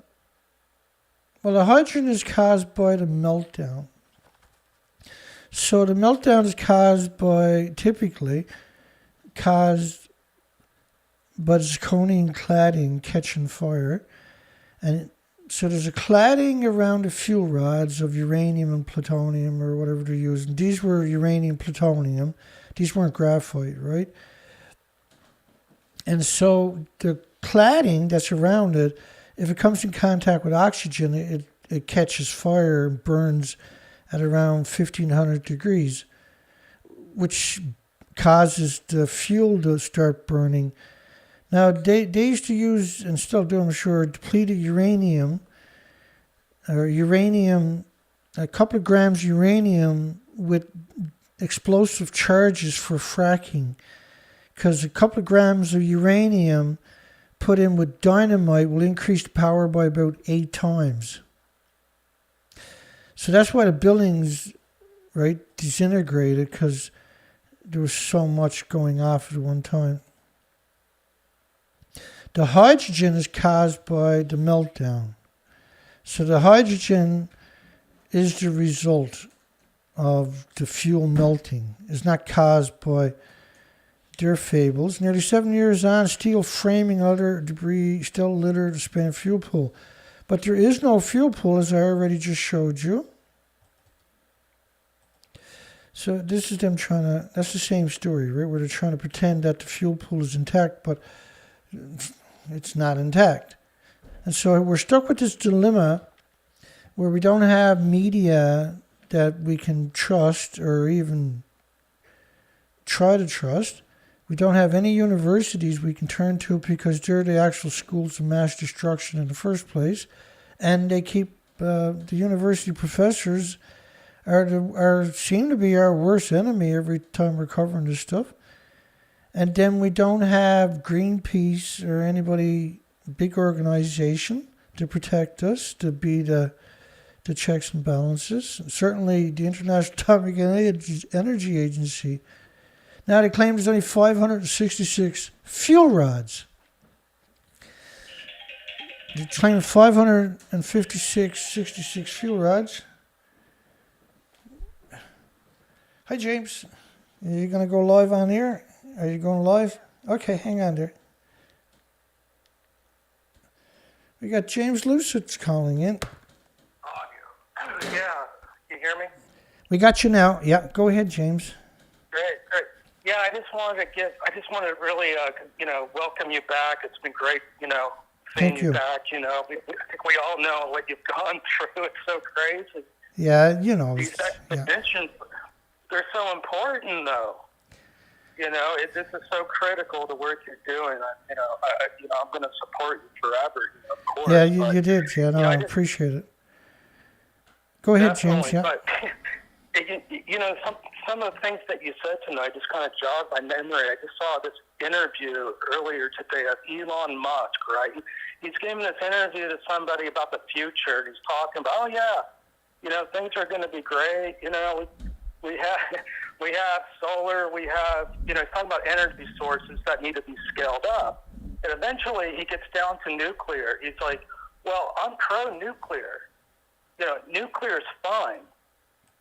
And I thought about that. I'm like, does this guy really believe this? Or is this just going along with the program because he doesn't want the flack of the nuclear industry against him?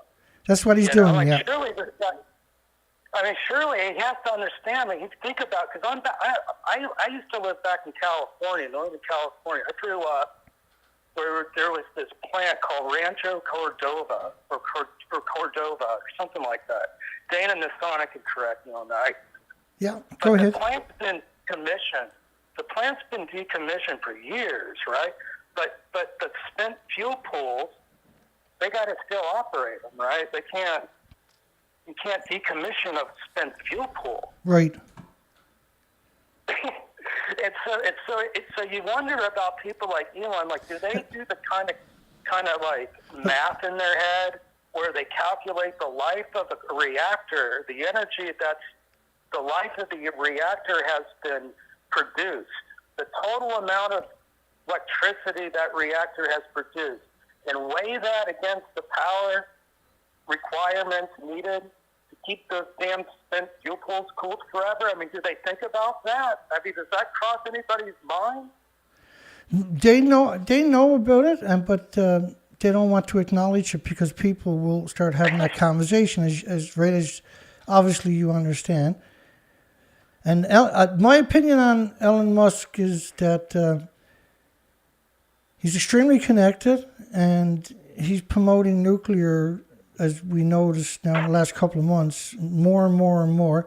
Where I got a story there where he claims he's going to build something like 200 plants in the United Kingdom in the next few years. This is absurdness, of course, right? But he actually was quoted saying that. He was quoted as saying that when Fukushima melted down, they had big radioactive plumes. He flew down to there. He drove into the nuclear wasteland while everybody else was running away and the radioactive plumes were landing, and picked up the food and ate it right out of the fields. He actually claimed that. But he also bought that media that made that claim, right? And it wasn't independently verified. Go ahead, James. I'm sorry. Well, he also mentions in this interview, because they were talking about fresh water sources, they're like, oh yeah, the ocean, we can defoul the ocean, right? He's like, well, no, you can't. Not when it becomes a spent fuel pool itself. Go ahead and test the water. They'll be like, well, 50 becquerels per liter, that's fine. No, it's not. That's not fine. No.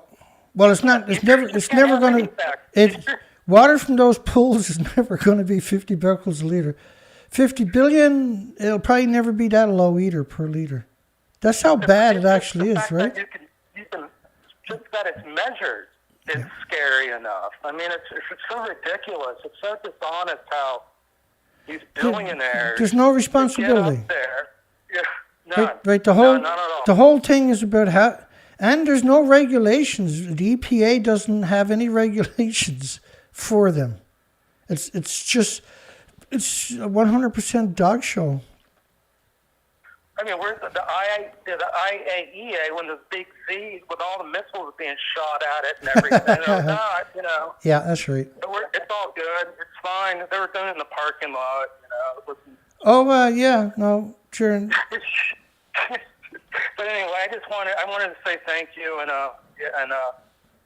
we all love you, Dana. Thank you so much.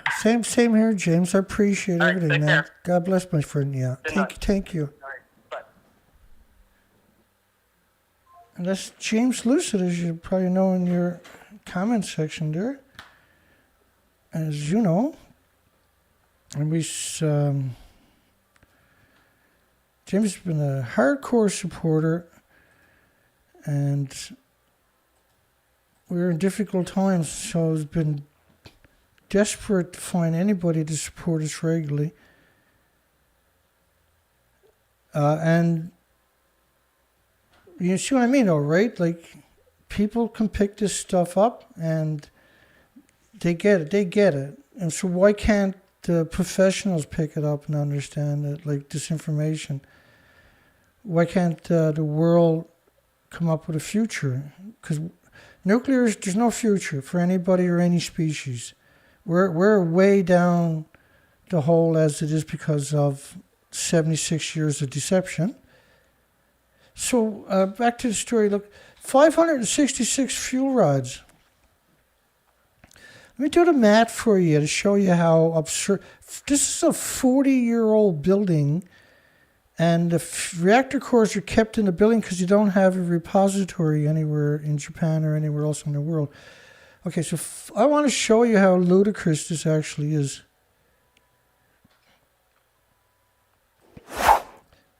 No, we'll get there. Okay, so 566 fuel rods. Divide that by,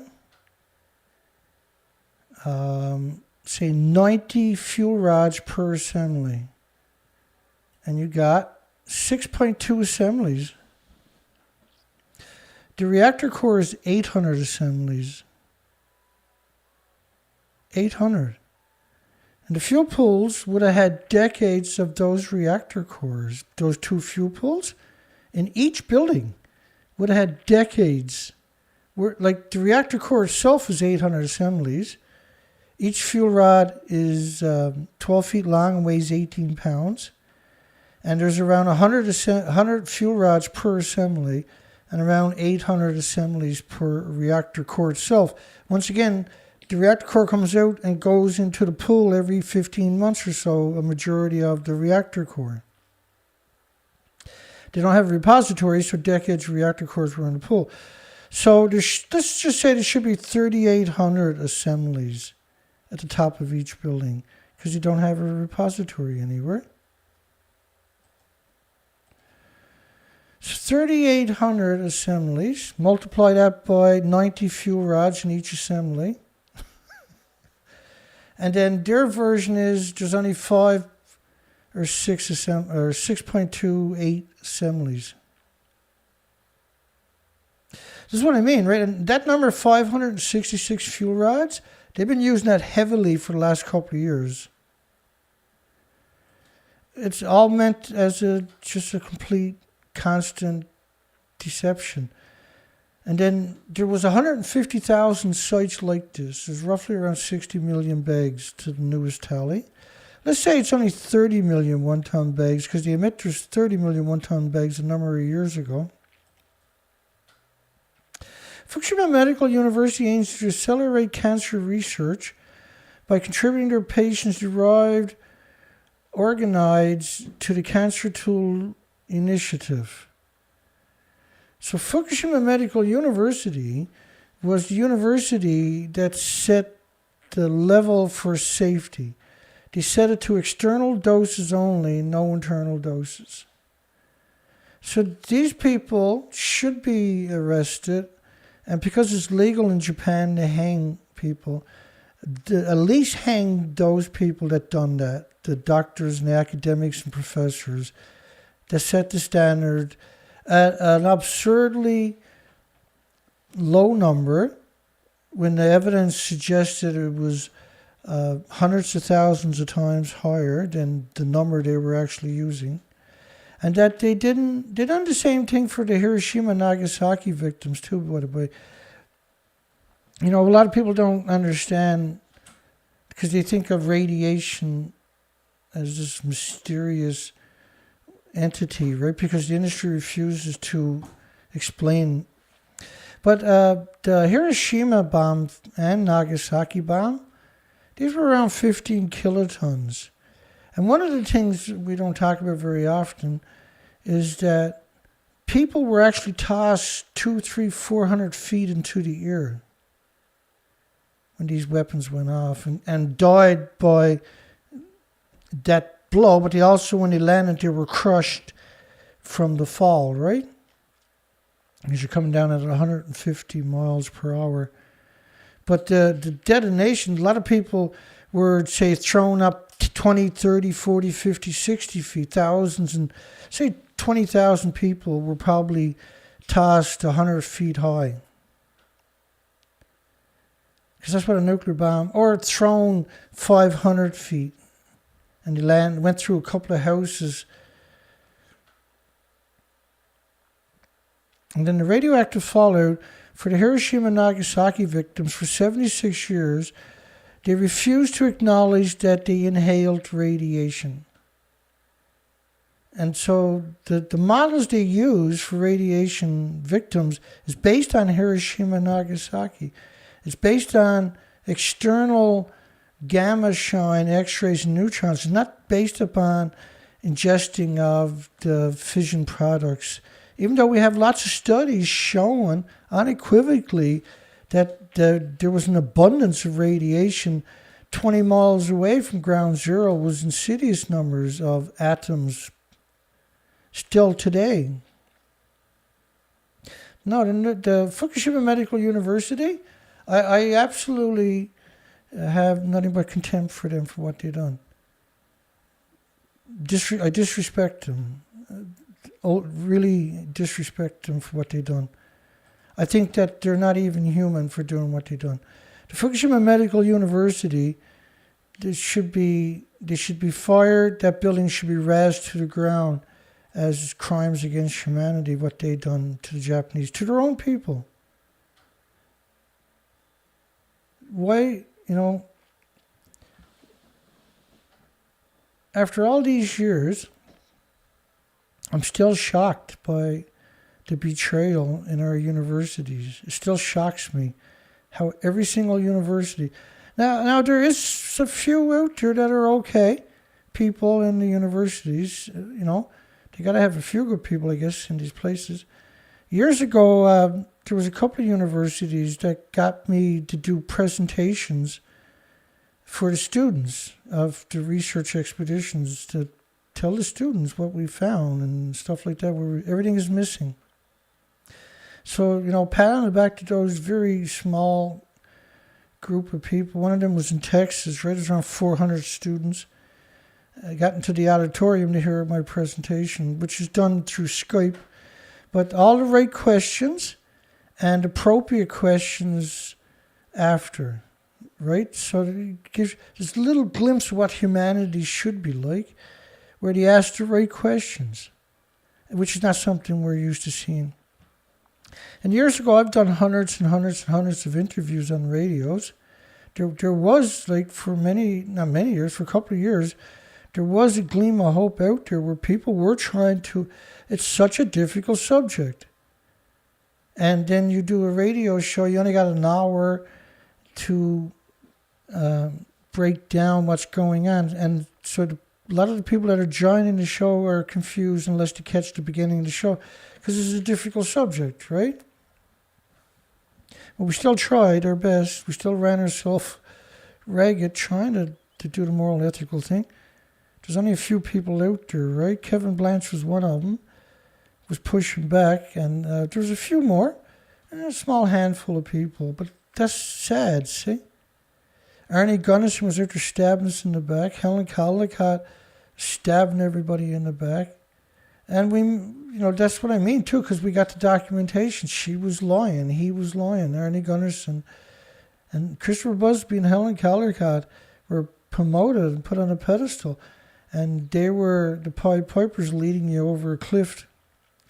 California has to learn to coexist with nuclear power. Again, we see this pro-nuclear connotations in these Now you gotta, they go, this is Diablo Canyon? I can't remember. Is a journalist, sophomore, Mustang News opinion columnist. Nestled only a few dozen miles from California, only surviving nuclear power plant, Diablo Canyon, is under threat of closure in 2025 as the wishes of the anti-nuclear. Right, so you get this label, instead of trying to have a conversation, you're anti-nuclear, movement have come to fruition. The wishes of the anti-nuclear movement. Now 10% of California's electricity, which is pretty sad if you can't replace 10% with some other energy. A union representative talks about 1,200 high-paying, largely union jobs are at risk. Like, so is the jobs more important than your country, than your children, than your friends and your families, and the ecosystem, the animals and the insects and the birds? Because if it is, then you're not being a human anymore. And that any energy of that capacity is going to have 1,200 jobs. You can't use that as a measuring stick for reality when it comes to Alzheimer's and dementia and autism and diabetes and Down syndrome. What's worse? You know, Pacific Gas and Electric, the union of electricians that operated the plant, and the state have signed an agreement to close the plant under the assumption Pacific Gas and Electric will be able to replace the lost energy with green energy by 2025. And the International Energy Agency says by 2026, there's going to be 4,800 gigawatts, which is the animosity equivalent of 5,500 nuclear power plants coming online. Under the assumptions that PG&E will be able to replace the energy in the next 3 years for that particular plant. And they could if they wanted to. Last year, there was 291 gigawatts, which is equal to 333 nuclear power plants where the renewables came online. If they're willing to go, you know, geothermal and tidal energy and pumped hydro and compressed air storage and wind and solar combination, that's a permanent fix. And wave energy, that's a permanent fix. That's still only going to cost you 1/3 of what a new nuclear power plant would cost you. And you can have it in about 24 months instead of 12, 14 years. And you don't have to try to figure out how to store anything for 1 billion years. Not that they're trying.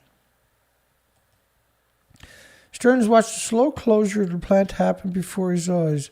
Well, really? Where do you think it's going to happen? Behind your back or something? Of course it's going to be before your eyes. Thank goodness. The plant also sits near the San Andres Fault, also known to engineers, was known to engineers when building the plant. And they went ahead and built it anyway. And there's 3 more faults were identified later. In 1976, the grassroots pro-human movement successfully lobbied to pass a bill to ban the creation of any new nuclear plants until they come up with solutions for the waste, that's pretty reasonable. That was actually part of the charter when they originally had nuclear power plants. In other words, the bill forbids the creation of new nuclear scumbag plants until nuclear waste can be sustainably discharged. And like here in Canada, they've had $28 billion to come up with a solution for 18 years. And they figure in about another 40 years, they'll have a spot. It doesn't even make sense. It literally doesn't make any sense unless you understand how nuclear waste works. As long as it's splitting the atom into the environment, it's like Donneray site in the United Kingdom, a former fuel processing, reprocessing facility, mixed oxide fuel facility. They figured that'll be safe in about 300 years for people to go there. Are you going to be around in 300 years to find out if they're right? Look, you can't have a site dangerous for 300 years without every community within 500 miles polluted too. The real nail in the coffin for Diablo Canyon was the closure of San Onofre plant due to failed safety inspections. And Hunter calls it a black eye on the scumbag industry. And of course, the Fukushima disaster 2011. Jake Gutterman, a nuclear engineering student at school, reaffirms the safety of the nuclear plant. So I don't care about a student at school. No offense, but you're in school to learn. You haven't graduated. There's many people that has graduated and are better qualified to make any kind of assertions. The most relevant, profound fear when it comes to nuclear power is the possibility of an event like Fukushima at Diablo Canyon. Gutterman says a disaster like Fukushima is not possible at Diablo. But like James Lucid was talking about earlier, the fuel pools can melt down. All you got to do is have an event to lose power or have loss of water there. Once the fuel starts melting, you can't stop it. Once it becomes several thousand degree temperatures, which it does within a few minutes, that'll burn underwater like lava. It gets up to 9,000 degrees quite quickly, liquefies. Earlier this year, the California Department of Forestry and Fire Protection found PG&E responsible for the Dixie Fire, which burned almost 1 million acres of land, which is up by Santa Susana in 2021. They pleaded guilty to 84 counts of manslaughter, involuntary manslaughter. 84 counts of manslaughter they pleaded guilty due to mismanagement, underfunding of safety equipment. Simply put, it wasn't profitable for Pacific Gas and Electricity to keep up with safety protocols. In 2019, pleaded guilty to 84 counts, and the link to that was broken, Hunter, along with other pro-nuclear scumbags, don't see nuclear power being grouped together with other environmentally dangerous fuel sources, really. So what, we're supposed to get rid of tourist laws now too? They see it working in tandem with renewable energy sources and ending greenhouse gas emissions, but nuclear is the biggest greenhouse gas emission on the planet, bar nothing. Nuclear is actually the devil. Its emissions are legendary. Just gas, oil, and coal don't make plumes like this. This is only a 20-day model, by the way, from Fukushima. This is extraordinary and catastrophic to all the species and all the humans. If you let the model run, the whole planet disappears. It's still hemorrhaging out of this place. Can using nuclear power help New York achieve its climate goals? Right, and there's a lot of those types of headlines, Illinois and all kinds of countries asking that same exact question in the last week. And then James Hansen, really? Really? Again, right, we see the same people showing up in all the arguments. They use the same people for to brainwash the population, right? They don't have. So 1988, we're going to go all the way back to 1988, really. Hansen sounded alarm on global climate change. Just a single congressional hearing had set the stage. So it was James Hansen, it was Miles Allen. It's really something.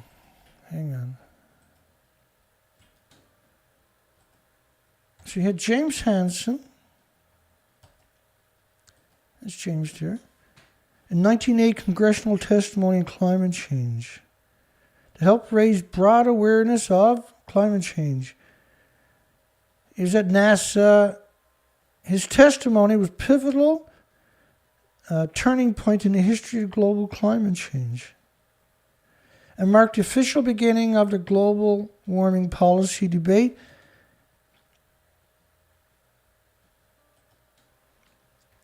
Well, you got, I might as well tell you the rest of it while we're here, I suppose. So how did they trick us into climate change, global warming, carbon footprint, net zero? So James Hansen was climate change, the father of climate change. He's the father of global warming.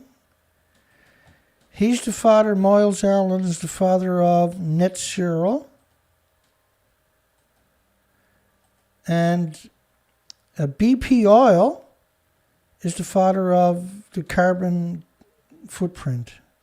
So the idea of a personal carbon footprint was popularized by a large advertising campaign because of a nuclear spill by the fossil fuel company BP. The campaign was intended to blame you instead of them for having not spent enough money on a real ship and captain. So you had the father of global warming, the father of climate change, the father of net zero, and the father of BP Oil.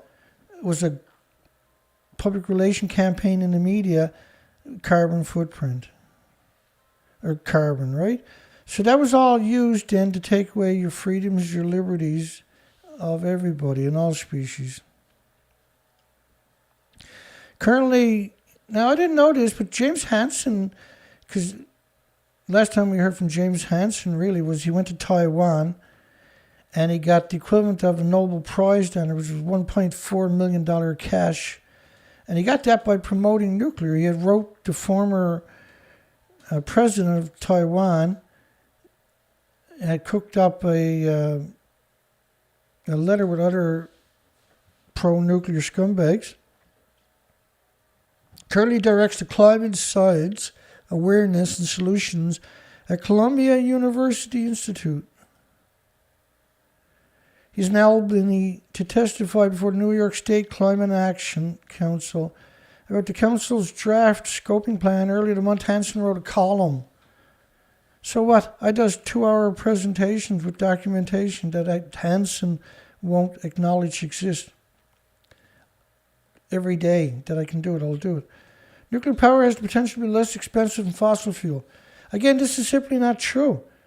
You got to have 2 external power plants just to have a nuclear power plant.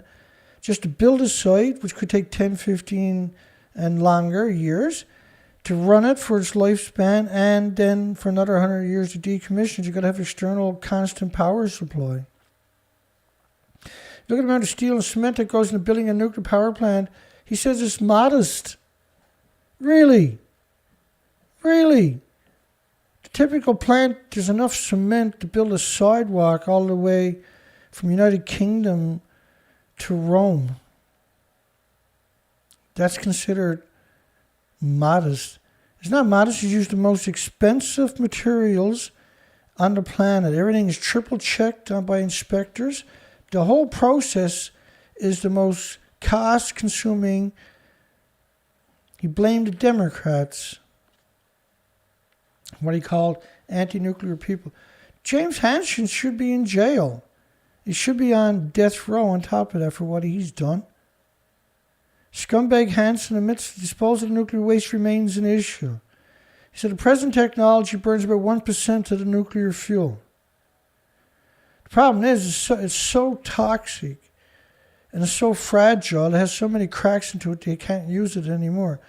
And this process of converting it into mixed oxide fuel shouldn't exist, because you liberated the worst of the worst back into the environment by doing that. And so the fuel that comes from the normal cycle, the 15-month cycle, and goes into the pools, is 1 billion times more toxic than industrial poison. When you put it through a chain reaction again, now it's another 1 billion times, 1 billion more toxic than industrial poison.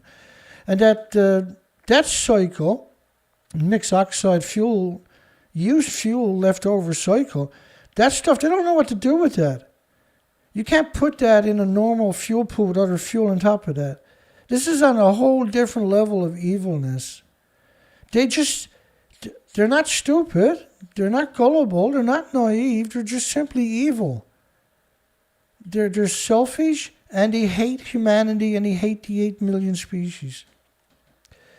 Look at this, talking about mixed oxide fuel. We just abandoned our leadership in the nuclear technology. No, it's illegal to make mixed oxide fuel in America. It's illegal to make mixed oxide fuel in Canada. And that small modular reactors that they're claiming, that don't exist, by the way, and they're not even really on paper, the way they're going to get the energy out of these small, so-called small reactors, which are actually quite big, is by using the mixed oxide, highly volatile fuel. And you can't contain the emissions. You can't contain those emissions. It can't be done. So then what does that mean? It means it gets released into the environment constantly. Once it goes into the pool, it's always hemorrhaging radiation into the environment. Oh, God. If Elon Musk wants Twitter, he's welcome to it. It just might be to push the rest of us need to close Twitter and get back to our real lives. Elon Musk wants to buy Twitter and turn it into a free speech zone. Remember those zones? They got one down in Washington by the White House. It's surrounded by a 12-foot fence. It's like the size of a tennis court. And you can go in there, you can have all the free speech you want. But when you step outside the gate, you got to keep your mouth shut or they'll stomp you. The world's richest person announced his purchase bid Thursday morning via Twitter, of course. He's got 82 million followers. Says he wants the whole enchilada because the site's potential will be the platform for free speech around the globe, which is what he said about YouTube, wasn't it? Which obviously that's no free speech on YouTube. It's as though Musk is hoping to annoy Twitter management into giving up its efforts to keep the service from becoming a cesspool of toxic disinformation, which is what it is, and vicious personal attacks, which is what it is. 2011, the Fukushima nuclear accident happened like many people around the world. He said he wanted almost minute-by-minute updates on efforts to contain the worst nuclear disaster since Chernobyl. Chernobyl was a 200-ton reactor of graphite, and it was brutal. But Fukushima reactors are almost 800 tons. 720 tons, I think, actually, each reactor. But the fuel pool's got 4 decades of reactor cores stuffed into them because they don't have a repository anywhere. And Chernobyl was a brand new reactor. How can you call Chernobyl worse than 4 reactor buildings blowing up and losing their reactor cores? And the number 4 building, they were changing fuel, which meant that it was at least half full of fuel. They don't take it all out, see? So he starts saying that he got all this wonderful information on Twitter about Fukushima. And actually on Twitter, they bought all the tweets for certain keywords, like Fukushima meltdown and stuff. The nuclear industry did, off of Twitter. I can't remember the total number, 90 million tweets or something.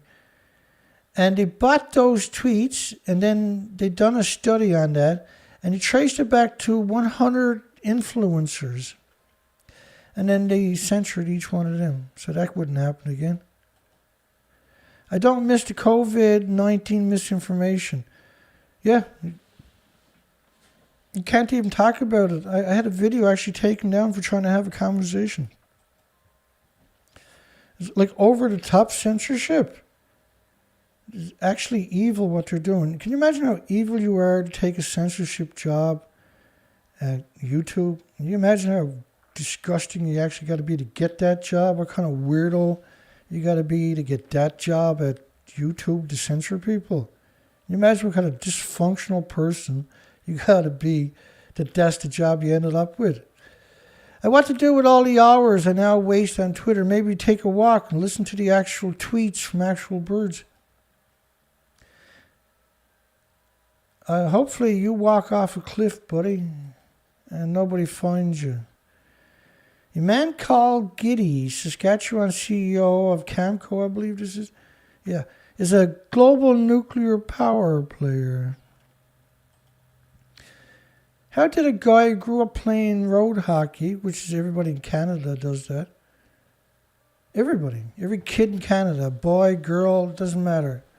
That's what they grew up playing, road hockey.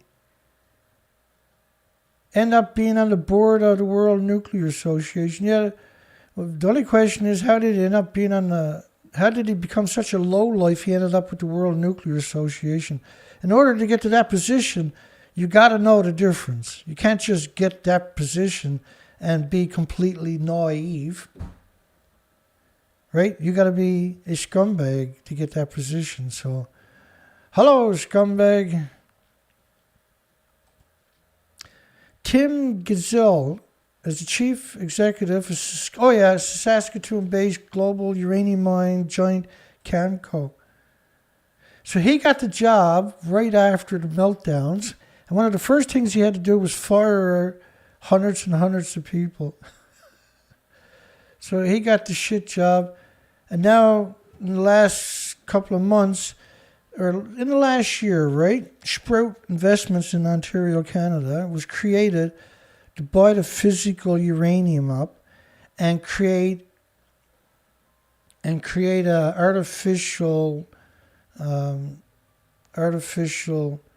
artificially inflated the price of uranium, and they kept that going by reselling it immediately to investors that didn't know what was going on. Tell them, oh, look at this, the price of uranium's going up, and time to buy. And so then they resold everything they bought and made a fortune. They made a fortune. They're going to do the same thing over and over in order to trick people into buying uranium stocks. And that's the problem with these stories. There's so many important facets. And the mining assets in northern Saskatchewan are the richest on the planet. Canada has the richest uranium veins apparently on this planet.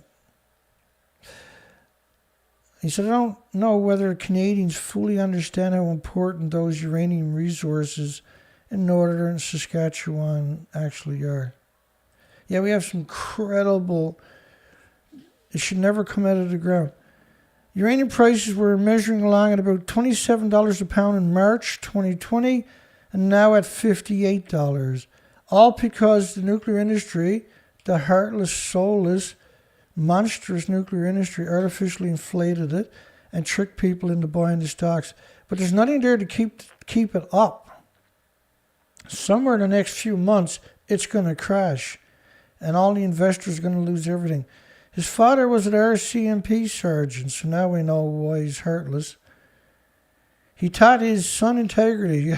You ain't getting integrity with the RCMP here in Canada, that's for sure. Discipline and loyalty. The blue wall of silence is what he's talking about. Every father tries to do his best for his child. He got him his first job at a uranium mine, his father did. The whole story makes me sick to my guts. The sellout and betrayal so that he can get a payday. He sold out the entire country so he can make a few bucks. Obviously, he's smart enough. He could have made a few bucks doing anything. Editorial, is nuclear power good for Illinois? Right? These headlines are showing up everywhere. Nuclear energy has always been divisive. Really, why? It's only divisive because its entire legacy is predicated upon lies and deception and misrepresentation and deceit and dishonesty.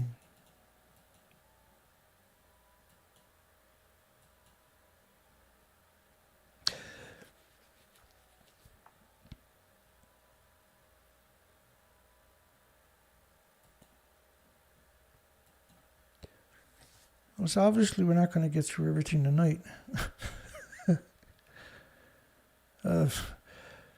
Just 2.5 hours. I guess we'll have to give it up at that.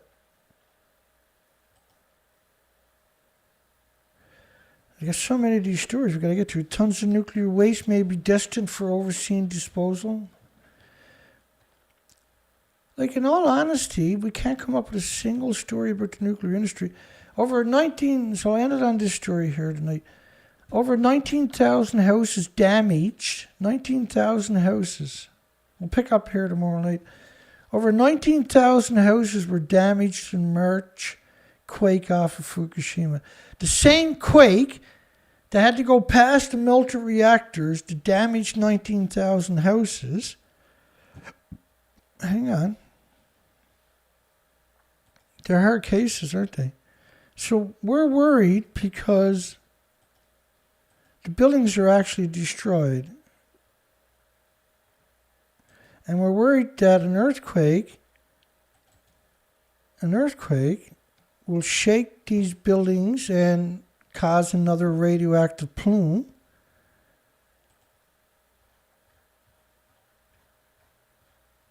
Bear with me. We'll pick up here tomorrow night. We're worried that a radioactive plume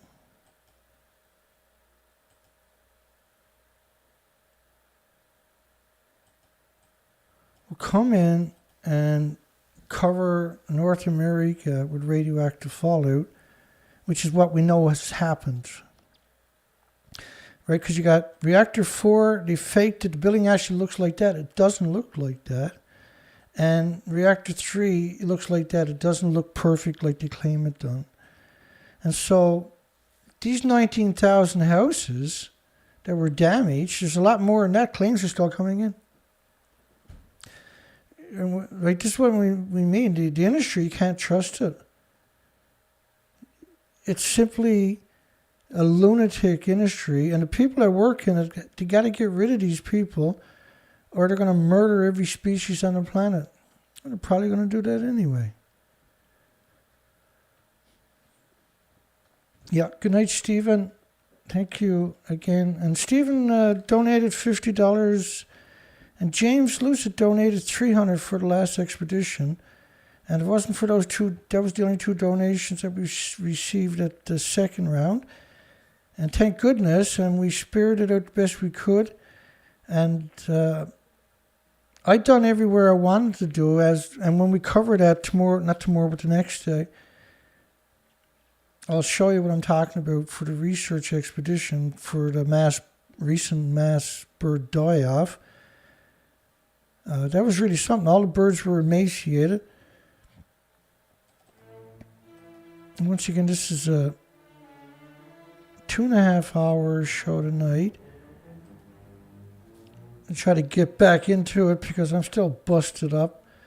I'm still struggling with everything because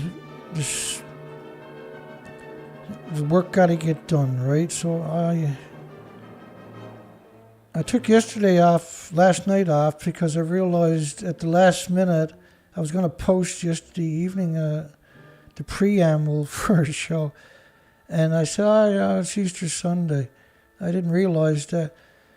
And I said, okay, well, I won't do a show. I'll take the night off. And 8 o'clock last night, I passed out.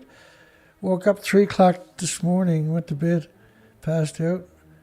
Woke up like 6:30 a.m. or something, and I haven't stopped since. I'm coming around a bit today. I'll be a bit better tomorrow, a bit better next day. Time we get to the weekend. I'm still freaked out by the mass, hundreds of thousands of birds dying. I'm freaked out by it. I'm actually freaked out about it.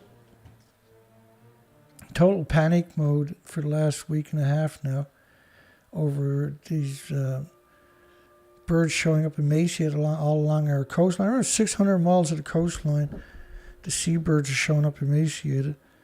I'm totally heartbroken. Blue Jay Outpost, Chelsea. Good night, Chelsea. I'm sorry you couldn't call in. Patrick. James Lucid again. James, thank you for calling in, man. Awesome. And for donating this expedition. It's a huge... it wouldn't have happened without your help, that's for sure. Richard, good night, Richard. And PBS lover, Cleveland Marks, John Stiffel. I probably butchered your name. Let me try that again. Shiflets. My goodness, I apologize. Port Angeles. Good night again, Stephen Young. Thank you again, Stephen, for the picture. Albert, Patrick, Kevin Blanche. Anybody don't know who Kevin is? Kevin has been 60 years, probably almost 60 years now since he was born. He's been on protest, and he's never stopped, never slowed down.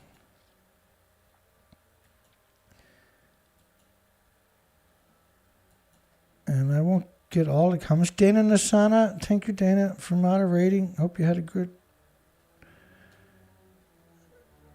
show moderating tonight, if that's possible. I gotta buy another mouse. My mouse just gave up the ghost on me.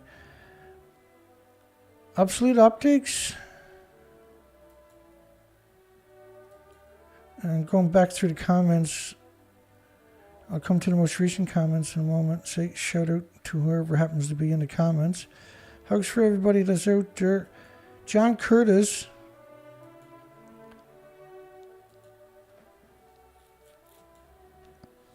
Just a quick run through the names here.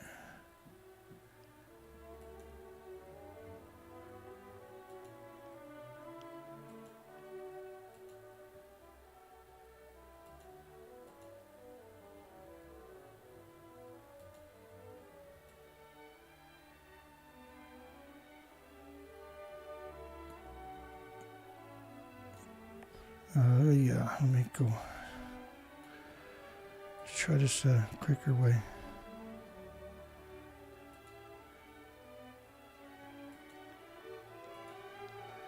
I'm just going to come down to the most recent comments and finish there. Warren, feeling a little bit weak here tonight, actually.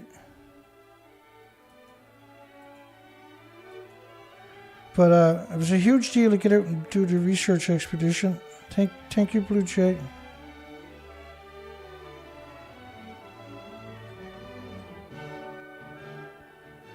Let's finish it out here.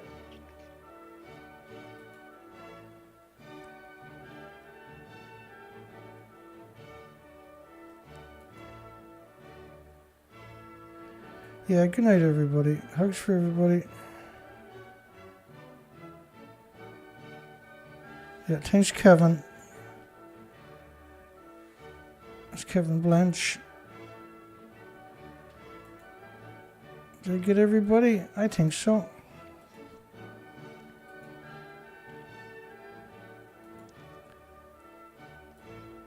And I never got everybody, I'm sure. I missed a few people. My apologies. Anybody that I missed? Still a little disoriented. I haven't really come to a stop yet. Tomorrow will be no different, I'm sure. There's so much work to get done. I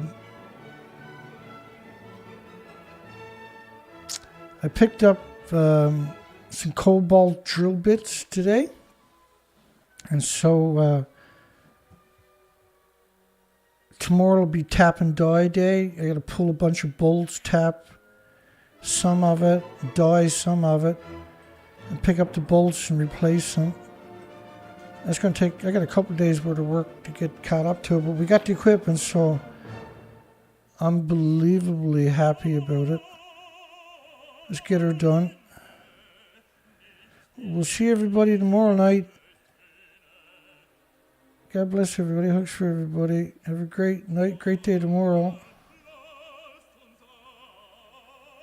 We'll see everybody. We'll see everybody tomorrow night, hopefully. At the same time as the night show started, which is different time for everybody, I'm sure. God bless everybody. Thank you, everyone. It's great to be back. It's great to see everybody. Don't forget to give us a thumbs up. The poll is, let me bring that up one more time. The poll is 69 votes, 97%. Was building nuclear power plants surrounded by farms insidiously evil? Oh yeah, 100%. Take care, folks. Have a great night, great day tomorrow. We'll see everybody on the other side. 70 votes, 68 thumbs up. Don't forget to give us a thumbs up when you're watching this later. And have a great day tomorrow. Take care, folks.